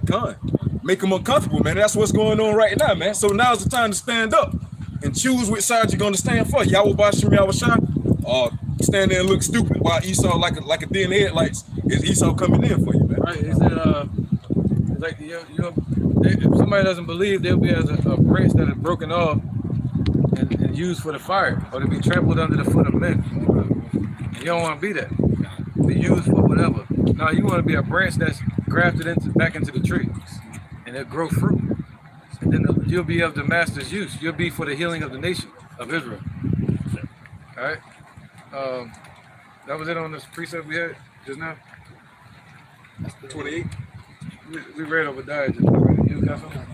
Go ahead, bro. This is Jeremiah chapter 49. I'm gonna start at verse 12. For thus saith the Lord Yahweh by Shem Yahweh Shai, behold, they whose judgment was not to drink of the cup have surely drunken, and art thou he that shall altogether go unpunished? Thou shalt not go unpunished, but thou shalt surely drink of it. And Khan, by Esau touching the apple of the Lord's eye, by putting us in slavery, rape, rob, and pillaging our people, the same thing is going to happen unto him. All right, he's going to drink up that same cup of trembling of slavery, man. All right, because they're not going to go unpunished. Just like the Lord said he's going to cut their nation off forever, that's going to actually happen. All right, the Lord, Yahweh Bashim Yahweh Shah, is not a power that lie. Once he said it, he's going to make it prosper. It's going to happen. Right, man. Right. All right. 2 Thessalonians 2 and 4. We probably ended on this. Or 2 and 3. Oh, he already got it? You can bring it out again. Slavery. Go ahead. Oh. Go ahead, man. We got shells to break. Just let me know when you get it again. Yeah, real quick. 2 Thessalonians chapter 2, verse 3. Let no man deceive you by any means, for that day shall not come except there come a falling away first, and that man of sin be revealed, the son of perdition. See, we already fell away. That already happened. So now Esau's being revealed. We said it enough anyway in the video. Esau's being revealed. Are we in the time of revelation where they're being revealed, man? And they're revealing themselves through their actions, you know? So they were hiding before. But now they're putting it out in the open. They even coming out with their satanic agenda. All right, go ahead, brother. So they gotta be revealed, man. And people like Oppenheimer in 1920s when they started quantum physics. You know, so we got to know these things. And the end result is to take those studies of quantum physics, allegedly, and bring them into fruition dealing with the AI technology. Attaching AI technology to the biometric studies of human biology. And to be able to control and manipulate the mind through these studies. Through a theory that's no longer a theory no more, it became an action. It became relativity or reality. Even with the nukes. Like a ventriloquist. Like a ventriloquist, right. Puppet masters. And Elon Musk said it himself through and then they got us on this one. The part that got us. That's crazy though. Like we gotta listen. I had said I was gonna learn how to speak jive. So we can talk and talk freely and they not understand because it's shit crazy. I went down to Egypt and got that turkey. and, you know, because they use the baster. For the job. So, but check this out. I lost my train of thought on that. That's probably what I was supposed to say. Elon Musk. Elon Musk. He said with what he's studying right now with the Neuralink, you can they noticed a pattern in brain waves when someone who was religious versus someone that wasn't religious. I'm watching my words. Hey, you really looking at me like there's words coming out my mouth. But he said through the technology and the sciences that we're studying, they would even be able to control how somebody worships or how somebody believes. Control their power of no. Yes. And resistance. So therefore, they can create a society where people will not revolt against the authority. Especially in election day. Have a lot more Democrats than Republicans in that. They probably, well, no, I was about to say they probably do away with that and just be like, you gonna get what we give you type shit. Yeah, I think so. I think that's what's gonna end up. Actual dictatorship, they appointed one person. Yeah, for a war, you know. But we'll see what happens though, you know. But yeah, man, how was it on that precept? Any precept? You got one? Yeah, I was holding one. Look at it, brother. We got about 5 minutes, 5%. Oh, this is book of First Timothy 4:1. Pero el Espíritu, no, Silakia. Now the Spirit, Silakia, speaking expressly that in the later time some should depart from the faith. Right, so they're gonna lose faith, you know, and especially some that claim to be in the truth. So that's what this lesson is based on, man. Fortify yourself, fortify your mind, and the only way to do that is to build it up with the scriptures and reset your foundation, man, with Yahweh Shai, you know, your love and your respect towards him, because the time is at hand. What time, man? Well, they're gonna challenge you. You're gonna go to the store one day and you won't be able to buy or sell without their QR code in your phone, and then eventually they're gonna take it from the phone and put it in the body. All right, so what you gonna do when that day when you go to the grocery store and you can't get in? You know? So, or to the bank, or your children is crying for food. Okay. You gotta start thinking about that now instead of when that time gets here. All right. Go ahead, brother. That was it. Giving heed to seducing spirit and doctrine of devil. So they're giving heed. They're giving heed to seducing spirits, man. You play with fire, you're gonna get burned.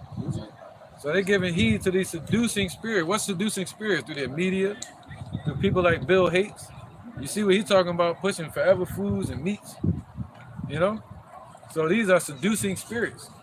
And the religions. All right? I'm confused on that one.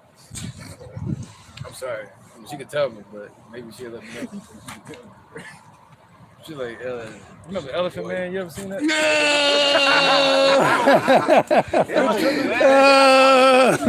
Pray the sister. That was just that? Rocky. Let's get it. No, let's get it. Go ahead. This is Proverbs 21:16. The man that wandereth out of the ways of understanding shall remain in the congregation of the dead. And what's the understanding? The understanding of this truth, understanding of who you worshiping, Yahweh, while Yahweh shot, right? And if you get out of the way of this understanding, you're gonna be back in the congregation of the dead, man, and catch one of these missiles. Right, man. Right. So, yeah, Elder. we were done with it. We never brought out 2 Thessalonians 2 and 4. Oh yeah, I forgot about that. 13 and 9? 2 Thessalonians 2 and 4. Let's go. This is 2 Thessalonians chapter 2, verse 4. It says, who opposeth and exalteth himself above all that is called God or Yahweh. Right, so they exalted themselves above all that is called God or power, man. They even set themselves as the image of the Lord, the Cesare Borgia. You know, and now any type of power in the earth, Esau want a part of it. Esau want to conquer it. Esau want to be over it. That's right. There you go. They got to be at the top, you know? They set themselves up as God, manipulating the elements, changing the times and seasons. That's their spirit. And it says, or that is worship, so that he as God sitteth in the temple of God. Right, the fake, you know, what you call them over there? The scam artists over there in our land today. The small hats. The one that's the small hats. Yeah, the small hats that's punking everybody like Jamie Foxx. Jamie Foxx came out and said, yeah, they killed the Messiah. What you think they're gonna do to me? And they jump out there and say, yo, you're offending the Jewish community. Ain't nobody even talking to y'all. Yeah. Jamie Foxx ain't even thinking like that. He was talking about them in general as a nation. So they, you know, they offended all sensitive and shit. It says, showing himself that he is God. Showing himself that he is God. Go ahead, keep on. Verse 5.